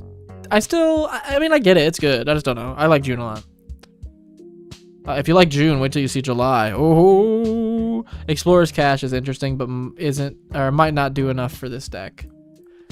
Explorer's whatever cache. 1 and a green. Explorer's Cache enters with 2 1/1 counters on it. Whenever a creature you control with a 1/1 counter on it dies, put a 1/1 counter on Explorer's Cache. Tap it, move a 1/1 counter from it onto a creature. It's a little slow. I do like the card a lot, but I get what you're saying. It's a little slow. Okay, Maskwood Nexus turns everything into a mutant, so that's going to be incredible. And we've also got Hollow Merc Siege, being a black and a green. Choose Sultai or Abzan. Whenever a counter is put on a creature you control, if you chose Sultai, draw a card. This ability triggers only once each turn. And if you chose Abzan, whenever you attack, put a 1/1 counter on target attacking creature. It gains Menace until end of turn. So, very good card, especially if you have giant mutants. Tyrant Guard. X, a 2 and a green, Ravenous, 3/3, sacrifice Tyrant Guard. Creatures you control with counters on them gain hexproof and indestructible. That seems really good in here. Body Launderer. I forgot you brought that up a second ago, LJL. Or not LJL, IB Hone. 2 and 2 black, 3/3, Death Touch. Whenever another non-token creature you control dies, Body Launderer connives, so get some counters on it. And you can turn this thing into a mutant. And when Body Launderer dies, return another target non-rogue creature with equal or lesser power than Body Launderer. So anything in this deck, because it's going to get huge. Grakmaw Skyclave Ravager. Grakmaw. Hiccups. This one's pretty good. Golgari Hydra enters with 3 counters. Whenever a creature you control dies, if it had 1/1 counters on it, put a 1/1 counter on Grakmaw. And when Grakmaw dies, create an XX green Hydra, where X is the number of 1/1 counters on Grakmaw. It's pretty cool. I wish it said a copy of Grakmaw. I don't even feel like that would be too busted. Oh yeah, it would, because then you could sack infinitely. This is why I don't design cards. It's a cool build concept. I like that a lot. You could put Seralf in here. Ooh. 1 a black and a green, 3/3. Whenever a permanent an opponent controls is put into a graveyard from the battlefield, put a 1/1 counter on Seralf. At the beginning of your upkeep, if Seralf has 1 or more 1/1 counters, you may remove them. If you do, exile each other non-land permanent with converted mana cost equal to or less than those counters. That's great. You can just let Seralf get huge and then just decide to wipe everything if you want to. Host of the Hereafter could be this deck's version of Ozolith. I think he has a Host of the Hereafter, if I'm not mistaken. I remember that name. Yep, Host of the Hereafter. Saw in Half seems very good. Like, very good in this deck, actually. Holy. Great point out. It's only $2 now from the Marvel one, and that's a pretty cool art. 2 and a black, destroy target creature. If that creature dies this way, its controller creates 2 tokens that are copies of that creature, except their base power is half that creature's power, and their base toughness is half that creature's toughness. So if you scale your things up to like a 30/30, you'll get 2 15/15 copies of it when you saw in half. That's busted. Seems really good. Do you have Wasteland Raiders? I don't think I saw Wasteland Raiders in here. No, I didn't. 2 and 2 black, 4/3 squad for 2. When Wasteland Raiders enters the battlefield, each player sacrifices a creature. I mean, sure. It's okay. You can make this a mutant, it gets huge. Have people sack stuff if need be. I just don't know, in specifically this deck, if it's needed 100%. Let me see here. Golgari, right? Oh, I have a bunch of Golgari stuff in the back of my small binder. Hold on.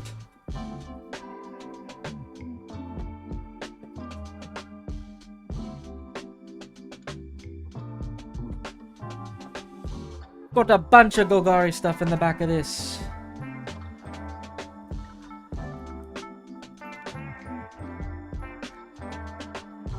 Okay, here we go. I got some spice for you. Okay.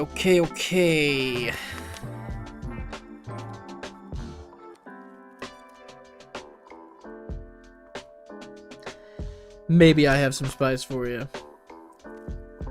Oh, Grim Backwoods would be good in here. I didn't see Grim Backwoods, but I wasn't really looking. Yeah, I don't see one. Grim Backwoods would be pretty nice in here, actually.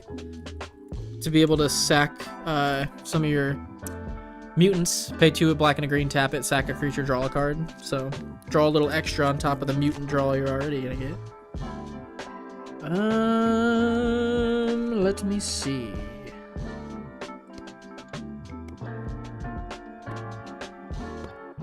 Ooh, Griswold might be kind of cool in this list. 1 black green 3/3 trample at the beginning of your end step. Each player creates a 1/1 green plant. Whenever a creature token dies, put a 1/1 counter on Griswold the Dreadsower. So built-in trample's great in this deck. And he has a built-in way to give himself a ton of 1/1 counters on top of your commander giving him a ton of 1/1 counters. That seems pretty good. Saw seems nuts. Wake the dead. Saw these nuts. Wake the dead. X and 2 black, cast a spell only during combat. Return X target creatures from your graveyard to the battlefield. Sack those creatures at the end of the next end step. Every time I see at the end of the next end step, sack or exile, I think of the Master now. And I realize how busted that card is. The Master is incredible.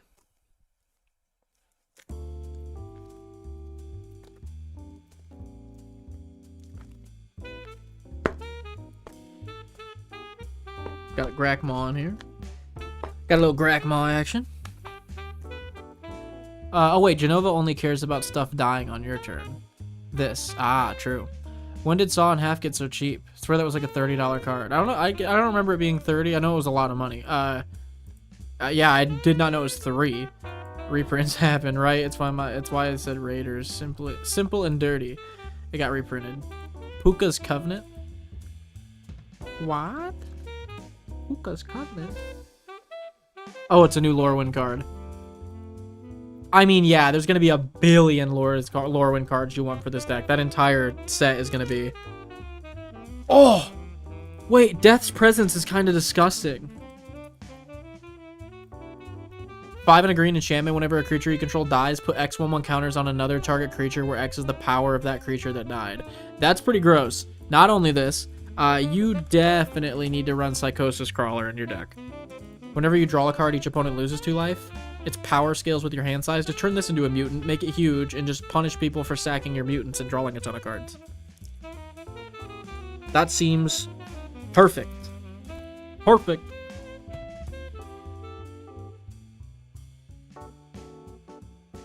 Suggesting cards that don't yet exist is cheating. Psychosis Crawler would be hilarious. Yeah, it seems very, very good.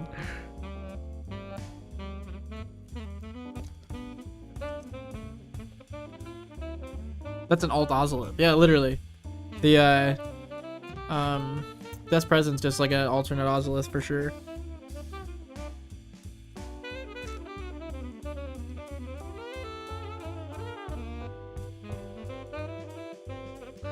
Rankle's Prank is interesting. I don't know how, I'll show it to you just because I'm not sure how interested you'll be in it. 2 and 2 black, choose 1 or more. Each player discards 2 cards, each player loses 4 life, or each player sacrifices 2 creatures. There could be a play here where you choose like each player discards 2, each player loses 4, and each player sacrifices 2, and you crack 2 mutants. You crack 2 mutants because you a dirty no. And then you draw a ton of cards from those mutants dying, and you pretty much wipe people's boards off. If you're against like Timmy decks, you could wipe some big creatures off the board. We love Rankle's Prankle. Yeah, we love Rankle's Prankle around here. That's one of the top dogs.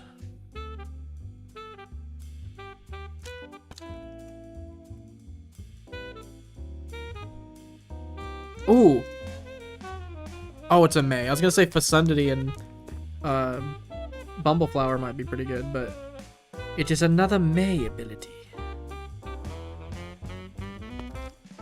Do.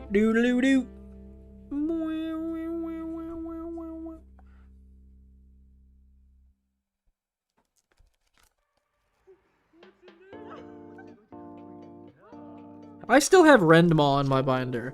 I wanted to make a Rendmaw deck really bad. I don't know if you can see Rendmaw. And I completely forgot I picked one up. He's still in here. So this might be a thing in the future. I might end up building a Renmaw deck. Who knows?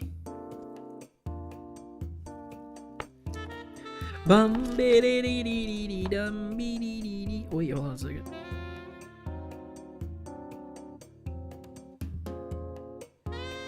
Oh, that's actually good. Find and Finality. 2 hybrid Golgari for a sorcery. Return up to 2 target creature cards from your graveyard to your hand, which seems incredible in this list to get back your mutants you're sacking.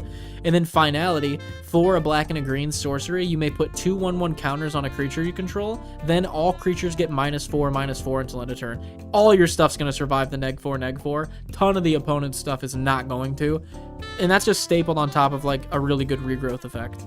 That could actually be really, really nice. I considered Sinkhole Surveyor because I can make it massive. Do it. Sinkhole's so good. The Goated Bird guy? I've played Find Finality and I liked it. Gerard's just got to be a finisher now. Oh yeah, Gerard for sure has to go in here. It's a great call out. 2 black, 2 green, 2/2. It gets 1/1 for each creature in your graveyard, but you can pay 1 a black and a green, sack a creature. Each opponent loses life equal to the sacked creature's power. Yeah. Don't really have to explain that one. Big enough mutant. All the opponents are gone.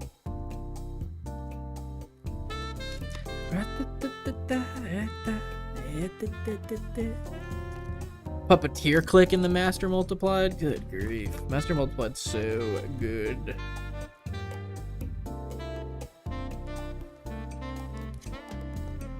How much does your commander cost 4 to play? I mean, that's not bad. Hear me out. Just because this curve is kind of gross. Shakedown Heavy. 2 and a black, 6/4 menace. When Shakedown Heavy attacks, defending player may have you draw a card. If they do, untap Shakedown Heavy and remove it from combat. So you can still use it as a blocker. So you play this turn 3, you play your commander turn 4. Your commander is a 1/5. So you go ahead and throw 1 of your 1/1 counters onto Shakedown Heavy and make it a 7/5, and then you swing with it menace, and someone's like, well, I'm not going to deal with that. I'm going to go ahead and let you draw a card. I feel like you could almost replace one of your card draw pieces with Shakedown Heavy, and it would be pretty good. I think it would do what you want it to do. All right. So now, here's what I'm thinking. You ready for this? Are you ready for what I'm about to throw down? Hear me out. Hear me out. You need to put Black Blade Reforged in here because equipped creature gets 1/1 for each land you control. You throw this on your commander and you're getting the biggest mutants in the world with that shit. Also, I mean, like, Altar of Dementia is so good. It's $11, I know, but man, is it good in this list. Yahenni, another sack outlet, builds itself. Oh yeah, Yahenni is awesome in this deck. Yahenni's so cool, man. I love this card. 2 and a black, 2/2 haste. Whenever a creature an opponent controls dies, put a 1/1 counter on Yahenni. So good. Sacrifice another creature. Yahenni gets indestructible. Yeah, Yahenni's fantastic. That's a poll. Hold up. I have a copy. Sick. Sandmass Shifting Scoundrel. Sandman Shifting Scoundrel. 1 and 2 green, star. Power and toughness equal to the number of lands you control. Can't be blocked by creatures with power 2 or less. 3 and 2 green. Return this card and target land from your graveyard to the battlefield. It's not bad. It's going to get huge with your commander. And then you have a way to get it back. That's a good angle. Hold on. Dude, 100% just run, called Bloodghast? Run Bloodghast, dude. That's actually, cards like this are cracked in this build. 2 black, 2/1. This creature can't be blocked. We really don't care about the first stuff. Landfall. Whenever a land you control enters, you may return this card from your graveyard to the battlefield. So you could get this thing big with your commander, sack it to something, play a land, and immediately get Bloodghast back to start making big again. It's pretty good. Same goes for, like, reassembling skeleton. Like, pay 1 and a black to return it into play tapped. Like, that whole angle actually seems really good in this deck. Is this Drivnod country? I mean, it might be. You get to double all those death triggers to draw cards. It might be Drivnod country. If dying causes a triggered ability to trigger, it triggers an additional time. $6? I don't know. It might be Drivnod country. Will of the Soul Tie, yes. Love this card so much. 4 and a green. Sorcery. Choose one. If you control your commander, you may choose both. Target player mills 3 cards. Return all land cards from your graveyard to the battlefield tapped. Put X 1/1 counters on target creature, where X is the number of lands you control. Against trample until end of turn. Yeah, that's disgusting. go ahead and do the second one on your commander, make your commander huge, and then in turn make another creature huge with your commander. It's so good. It's like Halana and Alina in Golgari, and I love it. It's so cool. You ever gone off with Bloodghast and Perilous Forays? Perilous Forays. I don't know if I've ever even heard of that card. 3 and 2 green enchantment, pay 1, sacrifice a creature, search your library for a land card. Oh, yeah. As much land as you're willing to put into that, dude. That's actually sick. I could fit it. I could fit it. If I had a nickel for every time I heard that, I'd be broke. I'd be flat broke. Will of the Abzan. Choose one. If you control commander, you may choose 2. Any number of target opponents each sacrifice a creature with the greatest power among creatures they control and lose 3 life. Return target creature card from your graveyard to the battlefield. Oh, Will of the Abzan needs to go in Taval. That's so good in Taval. Just a recursion spell, but you also get to like blow up everyone's biggest thing. That was great. Not budget, but Machias the Unhollow is insane. Yeah, that's insane. It might be budget. If I'm on it, being honest, it might be. It's $11. I was gonna say after the reprint where they did that art, I was like, it might have gone down. It did go down. It's 11, but it's not. It's not budget by any means. I know it's an obvious, but White of the Reliquary. I always forget this is a card.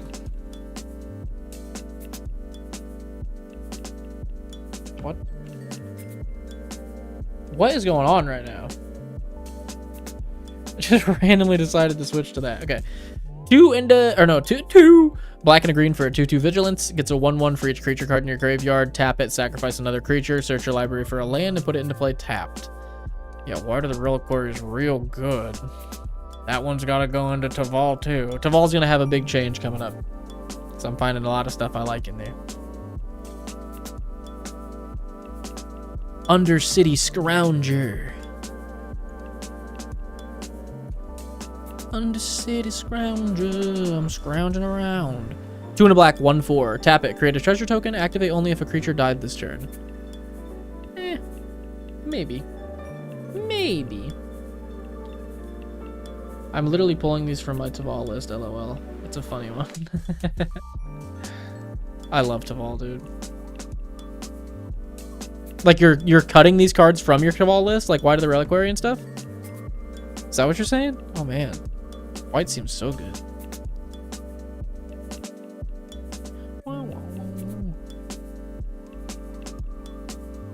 Ooh, what's that? Broodlord. X, a 3 and a green, 3/3 Ravenous. When Broodlord enters the battlefield, distribute X/1/1 counters among any number of other target creatures you control. That seems good. Big boy that just makes other stuff big and then will make your commander bigger, and then it's pretty good. No, just thinking of synergies from this for Jenova. Oh, yeah. I know, dude. My Taval list, I'm like, actually, let me look at my Taval list. There might be more stuff.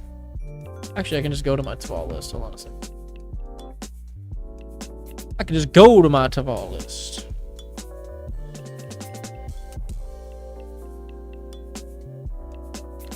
Anything in here that'd be good in your deck?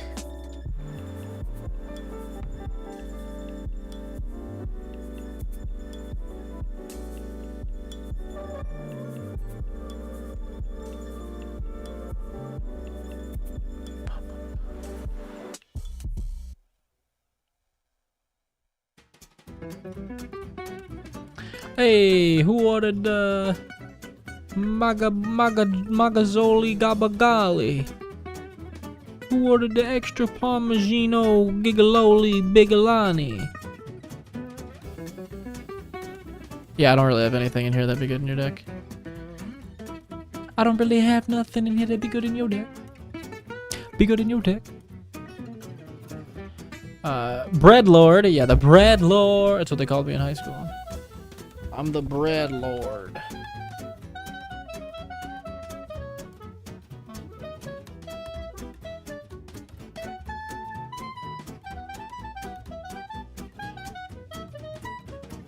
It's pretty cool, actually. Maybe just like some lifelink and gifted Aether Bloom. Gifted Aether Bloom. Are born 2 black, 2/3, Death Touch, lifelink. You had to start making this thing a mutant. You know what? Why don't we just cut all all the jib jab and just put a Mida Oaks in here. 3 and a green instant. Give a creature +7/+7 until end of turn. Give it to your commander. Give a big old buff to something else. Swing for a big old bunch of damage.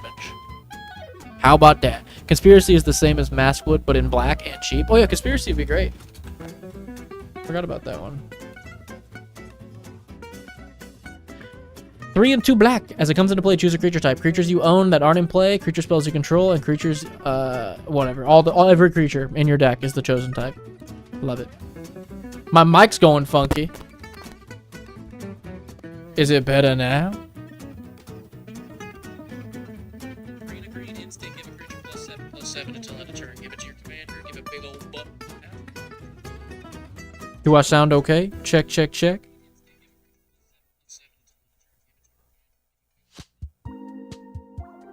Check. Okay. Keswick Cage Breakers. I haven't heard of that card in years. This thing used to tear up our playgroup back in the day. Back in like 2012, this thing tore up our playgroup. 4 and a green, 3/4. Whenever Keswick Cage Breakers attacks, create a 2/2 green wolf creature token that's tapped and attacking for each creature card in your graveyard. It's such a good card. I love Keswick Cage Breakers.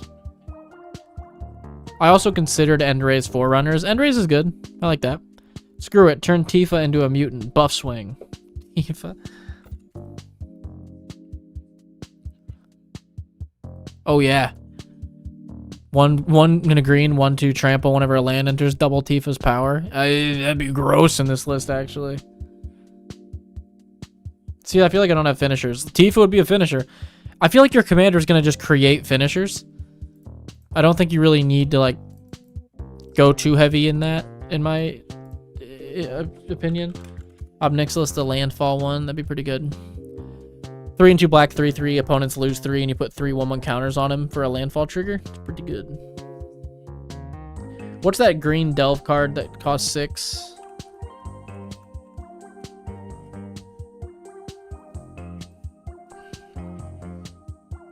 Become Immense. Yeah, this can be a 1 green to give something +6/+6 until end of turn. That'd be insane in this deck. Jared, we already recommended. Jared should definitely go in this list, though. It's actually insane in here. At the beginning of combat on your turn, put a number of 1/1 counters equal to Jenova's power on up to 1 target creature. That creature becomes a mutant in addition to its other types. Whenever a mutant you control dies during your turn. I wish there were some clone effects. I mean, you can run the equipment that clones legendaries, but that thing's so slow.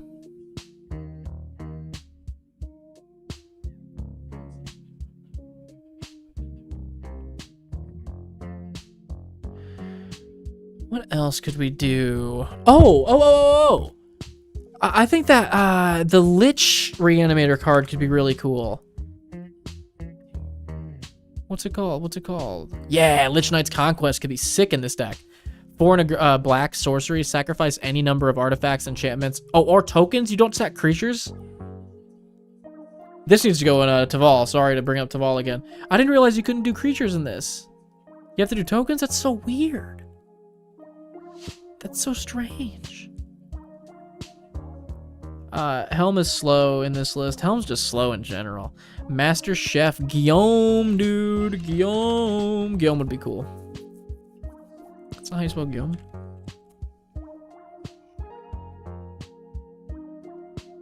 Ugh. Guillaume. 2 of black. Guillaume's $12, to be fair, though. But you make a bunch of foods, sack foods to make stuff indestructible. Very, very good. That guy mentioning Life Game, Weather the Storm isn't included in all my decks because fuck Storm. It would work with my Rad Stag, but that's it. Yeah, with the token thing. The Lich's Conquest, yeah. Oh, I meant the background Master Chef. Oh, I literally forgot there was even a card called Master Chef. That is really funny. There we go. 2 and a green. Legendary enchantment. Commander creatures you own have this creature enters the battlefield with an additional 1/1 counter on it. That seems really good. And other creatures you control enter the battlefield with an additional 1/1 counter on them. Who the hell paying $12 for Guillaume? My local card shop. That's who. I traded that thing in the second I saw that it was actually gone up that much. I was like, are you kidding me? Because I had the same thought. I was like, that is not a $12 card, but all right.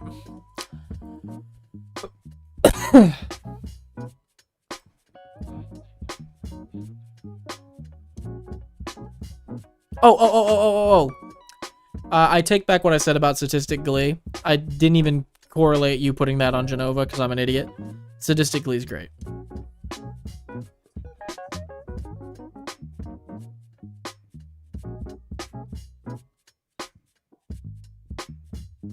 What else we got? Anything else here? I'm gonna look through my binder. What would you like to turn into a giant mutant? The question on everyone's mind. Boom, boom. Boom, boom, boom, boom. Doo-doo. Doo-doo. Doo-doo. Bop, boop. Doo-doo. Doo-doo. Dee-lap, doo-lap, boop. A dee-la-la-doo-doo. I said a doo-lap, dee-lap, boop. Crater Hoof would be an easy choice. Yeah, Crater Hoof's just gonna be good. Herd Heirloom is always good in green stompy decks. True, Herd Heirloom's actually busted. 1 in a green, you can tap it to add 1 mana of any color. You can only cast creature spells with it, or you can tap it until end of turn. Target creature you control with power 4 or greater gains trample, and whenever this creature deals combat damage to a player, draw a card. Very good. I mean, hear me out. Hear me out. Hear me out. Froghemoth. 3 and 2 green, 4/4 trample, haste, so you'll get to swing with it the turn after you play your commander. You play your commander into Froghemoth. 4/4 trample, haste. When it deals combat damage to a player, exile up to that many cards from their graveyard. Put a 1/1 counter on Froghemoth for each creature card exiled this way, and gain 1 life for each non-creature card exiled this way. He's gonna be big as hell and scary in this deck.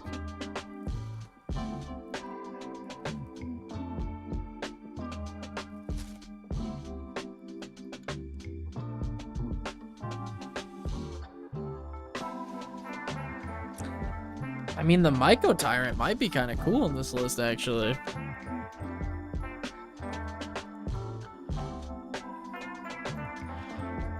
One black green star trample. Power and toughness equal to the number of creatures you control that are fungi or saplings. At the beginning of your end step, create 1/1 funguses equal to the number of times you descended this turn. And in this deck, you can sack a couple of your mutants. You'll descend 2-3 times. You'll get 2-3 free 1/1s. Myco Tyrant's power and toughness will raise, so you can put more 1/1 counters on Myco Tyrant. He also has trample. I like me a good Myco T. I like a good MT. Sheesh. Yeesh.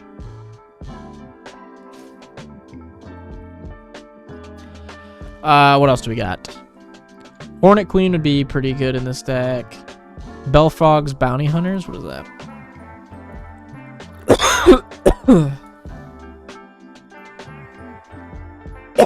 What is that? Who's in the video? I just talked about it. Jeez. Whenever a non-land creature you control dies, Earthbend X or X is that creature's power. That's actually disgusting in this list. Jeez. Corpsejack Menace was in the list, if I believe. If I'm remembering correctly. If I believe in it, it was there.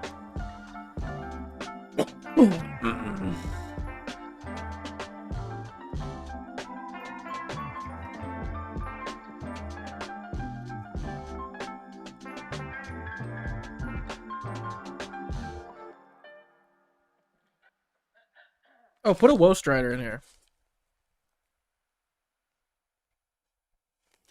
Get yourself a Woe Strider. It's the same thing as Viscerous here, except it comes with a goat and it's a 3/2.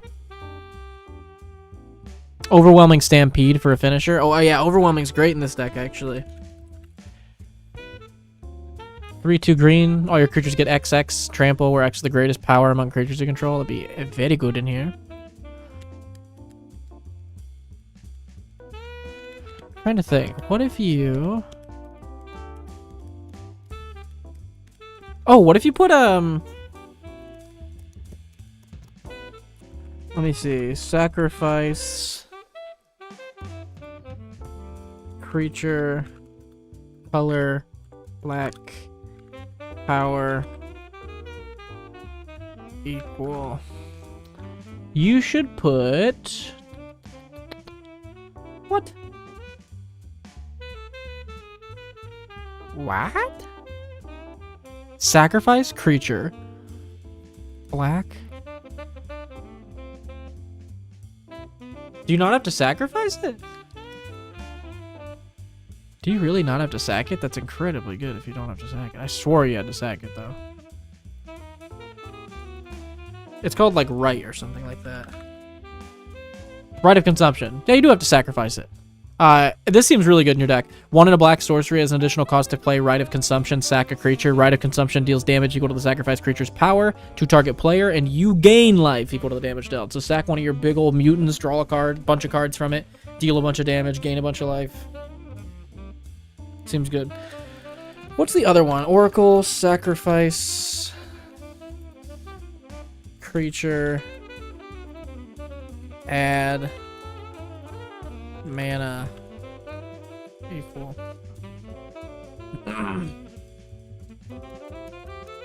That's casting cost. Casting cost. Mana value. Yeah, none of those are exactly what we're looking here for. Sacrifice. Creature. Equal. Power. Color black.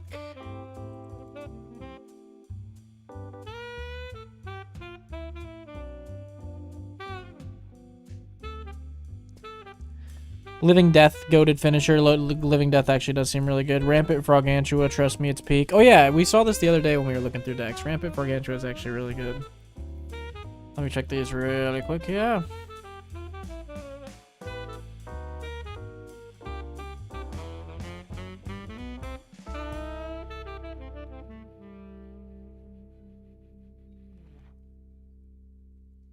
Desperate Please would be pretty good actually in here. Oh, Desperate Please really good in here. 1 in a black sorcery, sack a creature as an additional cost. Choose one or both. Return target creature from your graveyard to the battlefield if its power is less than the sacked creature's power. It will be, because of our buffs. Or destroy target creature. So you get to blow something up and return something from your graveyard back into play to then swap back out and sack and draw a bunch of cards. That seems real good. I should submit my Craven deck on here. Submit it, my guy. Sack this, sack that. When is the Shaft gonna get some love? What do you mean? As if the Shaft hasn't been loved every day since I can remember. It's half decent. Obnixilis of the Black Earth. Obnixilis of the Black Earth. 3 and 2 black, 3 loyalty, +2. Each opponent loses 1, you gain life equal to the life lost. -2, make a 5/5 demon, you lose 2. -8, you get an emblem with pay 1 in black, sack a creature, you gain X, draw X. Pretty fucking good. If you can get it there, more power to you. It's got the old Golgari charm. I love Golgari charm. But it's also got that old Golgari charm. Oversold Cemetery is a super good shout out. I.B. Hoenn. 1 in a black enchantment at the beginning of your upkeep. If you have 4 or more creature cards in your graveyard, you may return target creature card from your graveyard to your hand. Super good. Or you could go the other route. The one where you can return creature, hand, graveyard type, enchantment. You could go... Oh, hold on a second. Hold on a second. Chthonian Lightmares might be sick. 1 in the black enchantment. When it enters the battlefield, you get 3 energy. Pay X and an energy. Sacrifice a creature. Return Chthonian Nightmare to its owner's hand. Return target creature card with mana value X or less from your graveyard to the battlefield. That's actually sick. A sack outlet that just keeps recurring stuff. This is also very, very good in your deck. How do we feel about Deadbridge Chant? I am a graveyard player that runs Taval Reanimator, and I still don't run Deadbridge. It seems way too slow. Like, it being a 6-drop, I'm like, yikers. Then at the beginning of my upkeep, yikes. Like, it should say at the beginning of my combat or something. And even if it said that, I still wouldn't be sure.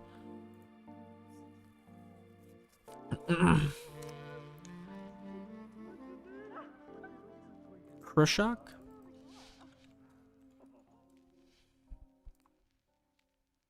that what you said?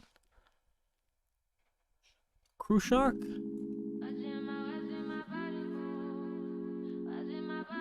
Is there much scavenge in the list like Khrushchev? That's so weird that stuff. Oh, okay, like this.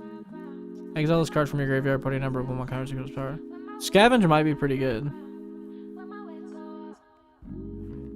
Is this deck sacrificing a lot? Not really. We've gotten some suggestions for cards that would sack. We've got like Woe Strider, Right of Consumption. So yeah, it's definitely trying to. If so, then Savra is the GOAT. Savra. 2 a black and a green, 2/2. Whenever you sacrifice a black creature, you may pay 2. If you do, each other player sacks a creature. Whenever you sack a green creature, you gain 2 life. Yeah. That seems really good, actually.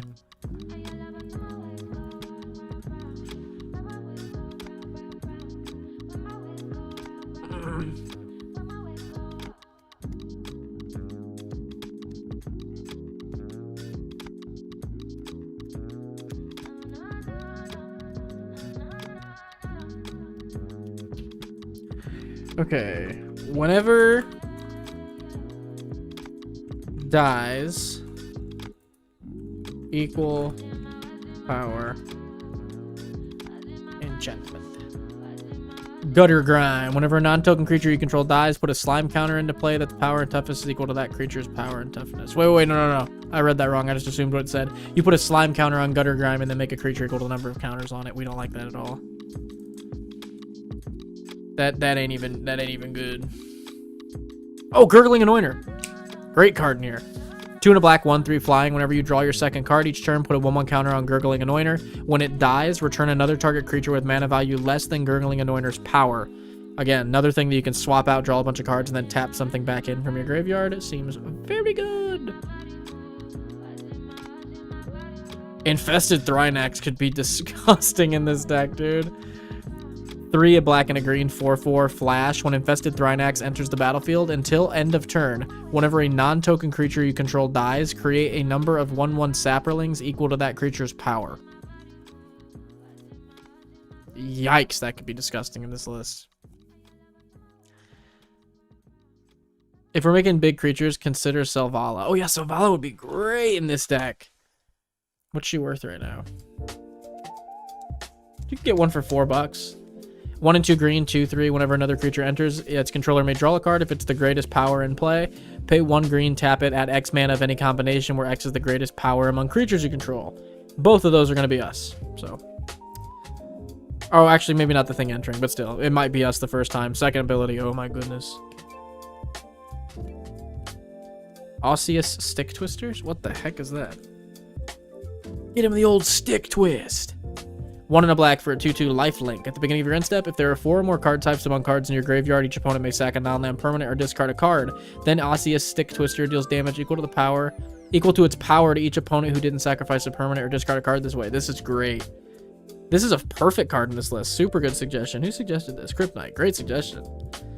Make it a giant lifelinker that also will just shoot people for a ton of damage. That's a cool card. I like this. Joe Kelly. Hey, Nick. Finally home. Bad timing, Joe, but not super bad because we're going to be here for a few more minutes looking at cards, but we're about to finish up the second deck. But you got a whole lot of VOD to watch after this, though. Any more suggestions for this? What do we got? What do we got? Joe Kelly, you just joined. What do you got for this? For this Jenova Ancient Calamity list. I got one more binder to go through. I got one final binder that might get everything we need.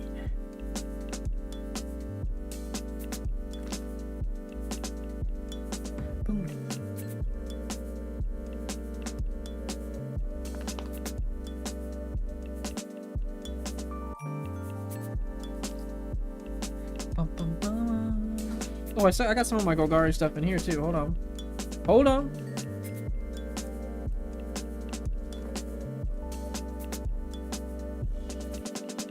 I have so many Eternal Witnesses. I don't have any decks to put them in. Diligent Zookeeper. I need a deck to put that in as well. Very good one.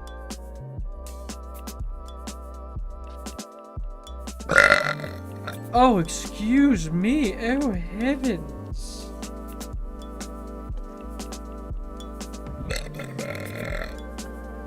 Oh, dearie me.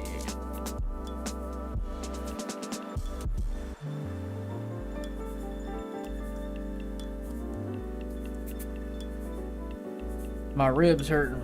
I'm getting some gaseous rib pain. Hey doc, I'm getting gaseous rib pain. Any suggestions?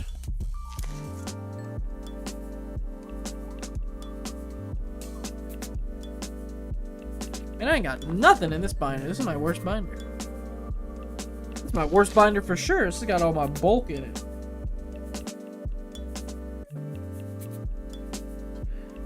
Got a bunch of bulk in it. Got a bunch of bulk in it. Got a bunch of bulk. This binder's got a bunch of bulk in it.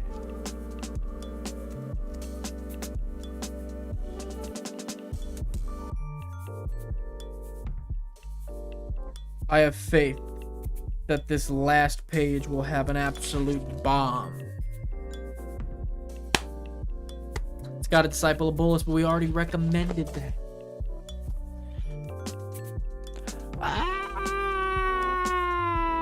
Koraz da Gorgon. Koraz da Gorgon.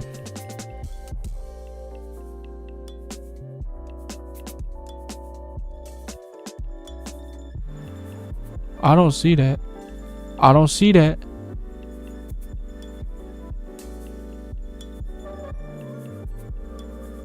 Gaze of the Gorgon. Where's that one at? No, it's Case of the Gorgon's Kiss. There it is, jeez. 3 and a hybrid Golgari. Regenerate target creature. At the end of combat, destroy all creatures that blocked or were blocked by that creature. Pattern of Rebirth too expensive? Pattern of Rebirth.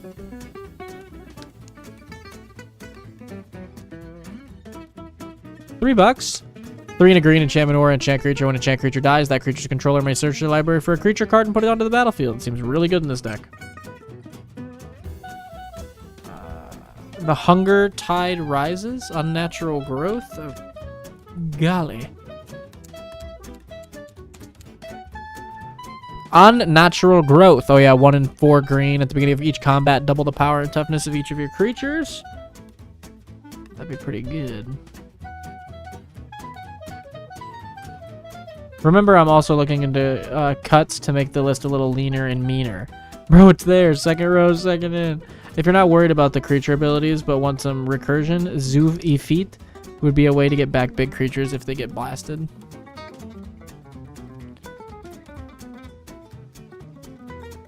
Zuv Ifit, what is this?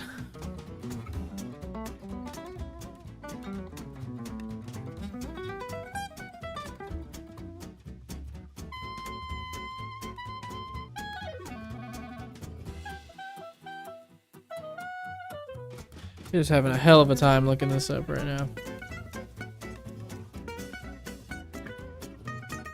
There we go.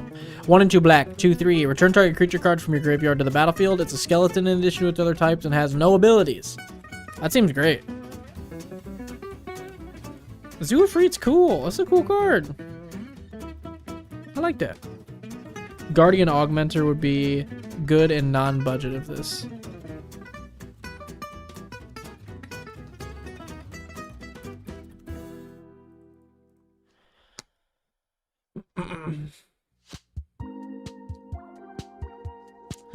Two and a green, 2/2 flash. Commander creatures you control get +2/+2. Commanders have hexproof. That'd be really good. Zooey feet do be cool. Korazda. There we go. 3 black, green, 2/5 death touch. Remove a 1/1 counter from a creature you control. Target creature gets -2/-2. 5 is very steep for that. 5 mana is a little pricey for that. If it was cheaper, I think we might just run that.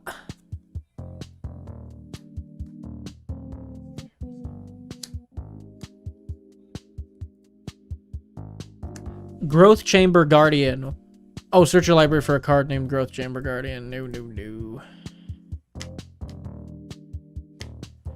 I'm sure there's like a bunch of evolved stuff that likes counters being put on them.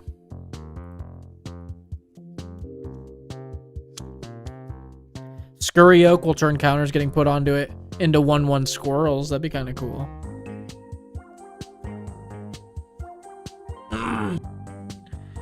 Karazda! There was another Karazda right next to it. There's two Karazdas?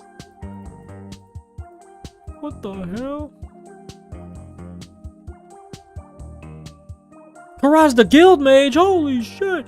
Black green 2/2. Pay 1 black green. Target creature gets 1/1 and gains Intimidate until end of turn. That seems pretty good. Pay 2 black green. Sacrifice a non-token creature. Create X 1/1 sapperlings where X is the sacrifice creature's toughness. This would be great. This is definitely what you were talking about. Not the other Gorgon. My bad. Oh yeah, Gyre Sage is great. I think he has Gyre Sage in here if I'm not mistaken. What about the background Cult of Absolute? The Cult of the Absolute. 1 black. Legendary enchantment. Commander creatures you own get +3/+3. And have flying, death touch, ward, pay 3 life, and at the beginning of your upkeep, sack a creature. If we have enough recursion to keep this up, that seems very good. When power matters, Gigantosaurus or Gigantosaurus, whichever, turn after Jenova is so many cards. That is ridiculous.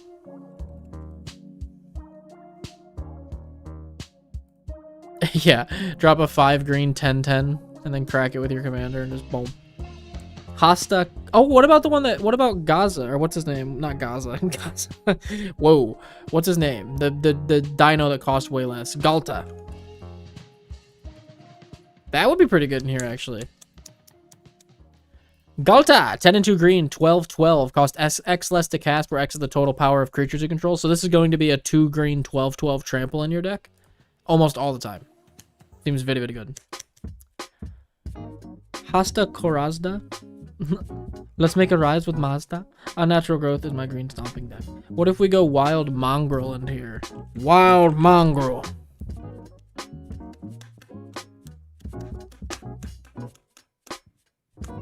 One in a green, 2/2, discard a card. Wild Mongrel gets 1/1 and becomes the color of your choice until end of turn. That's actually kind of cool because you could discard all the stuff in your hand you don't want. Just like lands and like some bulk or early game stuff that you don't need anymore. Make Wild Mongrel big, make it into a mutant, and then sack it to draw cards and draw even more equal to the stuff you discarded because you can give Mongrel 1/1 with the discard. That's pretty cool actually. I don't mind that. Thought Gorge.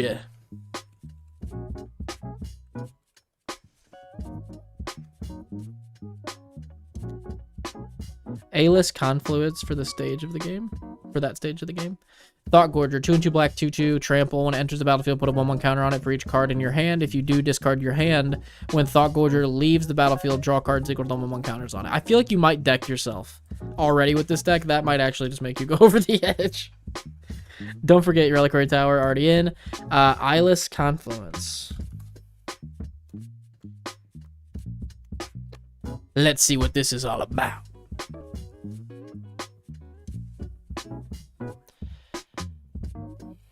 Did he mean command?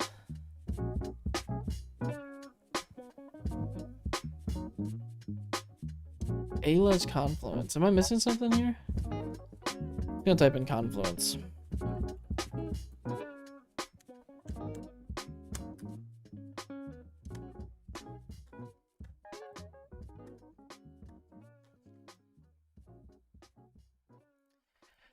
Ayla's Command? No, it's not even black-green. I'm confused. Servant of the Scale. I hear a big beetle flying around my room. And I'm very displeased by that. Servant of the Scale. There's a lot of servant cards.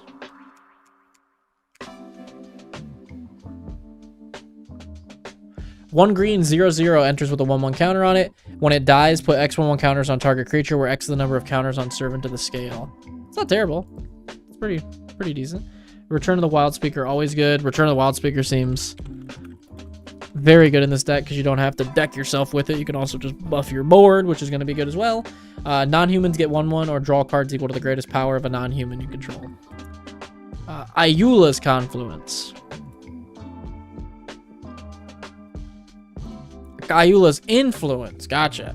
3 green enchantment. Discard a land card. Create a 2/2 green bear creature token. It's not bad. Turn all your lands in your hand into 2/2s that you can start making into mutants. I'm dumb, but defo 1 for Taval. Yeah, discard a land. The thing is, the 3 green and a 3-color deck is going to be tough. Because I'll want to play other stuff. And I'll be like, I used all my green on Ayula's Confluence. It is a great ability, though. That would be a fantastic ability in Taval. The 3 green is so rough for me, though. Bum, bum, bum.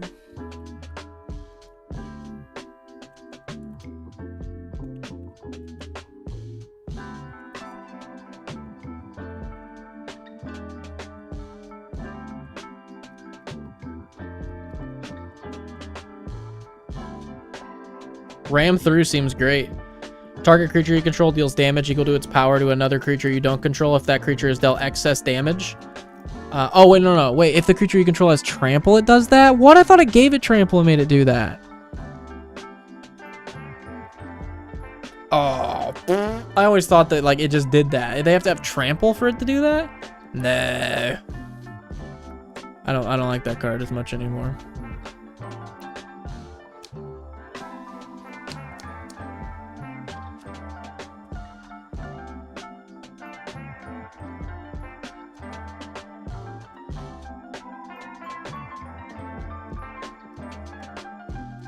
All the equal to the power stuff is like mainly drawing cards, and it's like you're gonna like a contest of claws is kind of cool. Wait a second, this is kind of sick. 1 and a green sorcery. Target creature you control deals damage equal to its power to another target creature. If excess damage was dealt this way, discover X where X is the excess damage.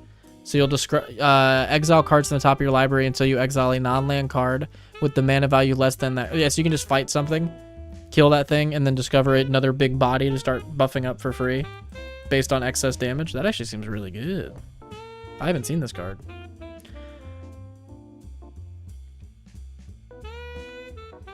I'm having trouble keeping up with the suggestions. That's what VODs are here for, baby. That's what VODs are for here. For. Scourge Familiar. Discard a card and add a black. Scourge Familiar seems good. And the cuts. Oh yeah, we need to do cat cuts. You can watch the video back. Mandela Effect. Taunting elf combos with Gaze of Gorgon. I have something that gives all my stuff trample. Remember that. I play Contest. It's a good card. Contest. Is that the whole name of the card? Is Contest? There's no way. Oh, Contest of Claws. Sorry, I literally don't remember names. So, yeah, Contest seems great. Okay, so let's see if there's any cuts. Any cuts anybody's feeling here? Okay, so let me go through and just give you my gut feeling on what I think should be cut. Alpha Deathclaw, I think should be cut. I don't think that's that great. I like Basking. I like Bloatfly. I like Defiler. I like Meister. I like Sadistic now that I understand the whole Jenova thing. Sphere Grid I think is great. Branching. Actually, Sphere Grid might be a little slow. It only gives 1/1/1 counter for dealing damage. I think some of the stuff we suggested would be better than that, actually. So that might be one to cut as well. Branching Evolution's great. Corpse is great. Harden's great. Ozolith. These are all going to be good. I think you can cut the 3 draining things, even if we are sacking stuff. I think combat damage and drawing a ton of cards and just outvaluing people is going to be how you win anyway. Some big swing, some big combat thing. Baron Rivalry seems fine. Sack one of your things to get some value. Darknet Crystal, very good. Forgotten Ancient's good. Gyre Sage is good. Host is great. Incubation's good. Kami's good. Kodama's good. Ouroboros good. Sakura's good. Warden's good. I like Mana Rocks. Feral Ghoul's good. Hancock's good. Lily Bowen might be a cut in my eyes. The fact that she resets is definitely a down for me. And she doesn't have any kind of evasion, so people can just chump block her. So I think she is a cut as well. I like Watchful Radstag. I like Screeching Bat. I think Agent Frank can probably go as well. 7 is so steep for literally just getting 2 proliferates. Like, it's just not there for me. Evolutionary Sage is great. Inspiring Call, Lightning Greaves, Revolution Stake Field, Cultivate Nature's Lore, Newfound Adventure, Farseek. I like all these. I love Victimize in here. I like all your removal a lot. Love your little sacrifice kit. Again, Carrion Feeder might be a cut for some of the other sacrifice that we have, but if you want to keep it, that's cool. Mask Wood is insane, and Hollow Merc is really good for card draw. So those are the cards that stick out for me to cut. Would be Agent Frank Horrigan, Lily Bowen, and your Drain stuff, along with Sphere Grid and Alpha Deathclaw. Those are the ones that stand out for me to cut. Let me see in chat what people are saying here. I play contest. It's a good card. Lily's gotta stay. That's grandma. Don't cut Lily. That's fair. If you think Lily's grandma, don't cut her. But the other stuff stays. I think those cards can probably afford to get cut. Does anybody agree? Anybody disagree here in chat? What are we working with? What do people think? What do people think? 35 lands. Ooh. You living life on the edge.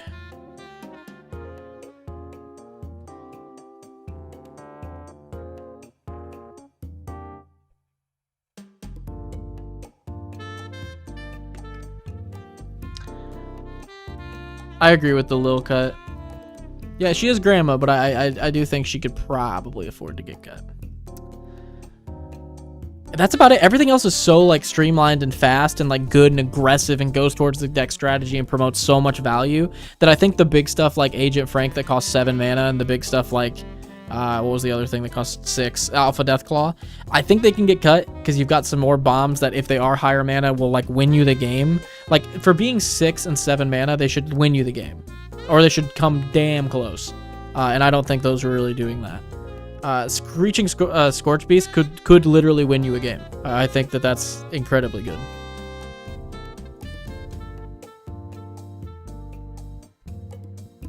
Drain can definitely go. I don't think that really has a purpose in here.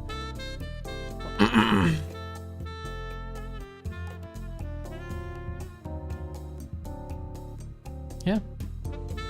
I like it, man. That's what I got. That's my suggestions for the cuts and ads, unless chat's got anything to add here. Add a little cherry to the top of this Sunday, into this Friday night deck review Sunday. My phone died. That's some cool art. I like that.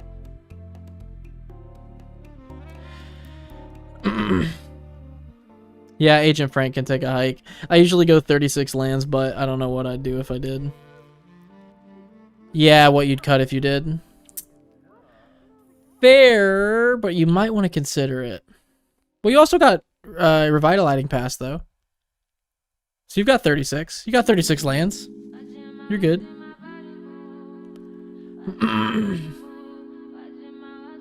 Not too synergistic, but the green MDFC that fights a creature. Yeah, that's exactly what you could do. You could add this and then take out one of your other pieces of removal. And then that would give you a land and a piece of removal, and that would open up a little bit more deck slots. Target creature gets +2/+2 until end of turn and fights another creature. This is actually really good because you could do the +2/+2 on your commander, have it fight something to kill it, and then it'll keep the +2/+2 buff to give out more counters. So this actually is really good. Open up deck space, buff up your commander, give more counters with your commander. That actually seems very, very good. Tragic Slip is good value. Tragic Slip is always good.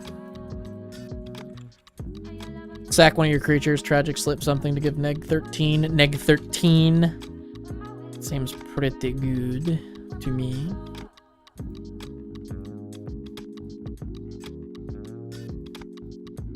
All right. I hope you got some good stuff, IB Hoenn and P Mac Daddy. I hope you got some good stuff tonight. Went a little bit longer because these were fun decks, dude. There's a lot of stuff to talk about, a lot of cool suggestions and cool stuff to go over. I also found a ton of cool stuff, so that's always good. I appreciate you guys a ton. I appreciate the $10 donation. Let me make sure I get the name right, because I was going to say P Mac Dad, but I'm not 100% sure that's who did it. No. Was it you, P Mac, or was it IB Hoenn that donated earlier?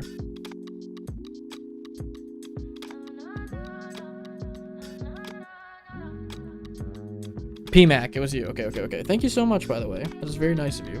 You guys do not have to do that, but It does make but dang it, it does make my night. When I get more DoorDash hours in, I'm getting some stuff. It was me. That's super kind of you, by the way. That's super nice. PMAC. All right. Thank you guys. I appreciate you guys for submitting the deck. If you guys watching want to submit your own decks for Friday Night Deck Reviews, you can become a Patreon member or a YouTube member. It starts as low as $1. Feel free to become a member for a month, submit a couple decks, and then not be a member next month. I'll still review your decks. You're fine. Yeah, that's about it. Appreciate you guys. I'm gonna hit the old dusty trail, and yeah. Appreciate you. Check out the VOD if you joined in late. There's plenty of live stream to check out. So, appreciate you guys. Also, I uploaded today. Forgot about that. Uploaded today. Go watch the upload. It's talking about Avatar: The Last Airbender cards that are under $1 that are extremely powerful. It's actually nuts how insane that set was. So there is a ton of power on that list that you guys could go check out. Anyway, I'll see ya. At peace. Have a good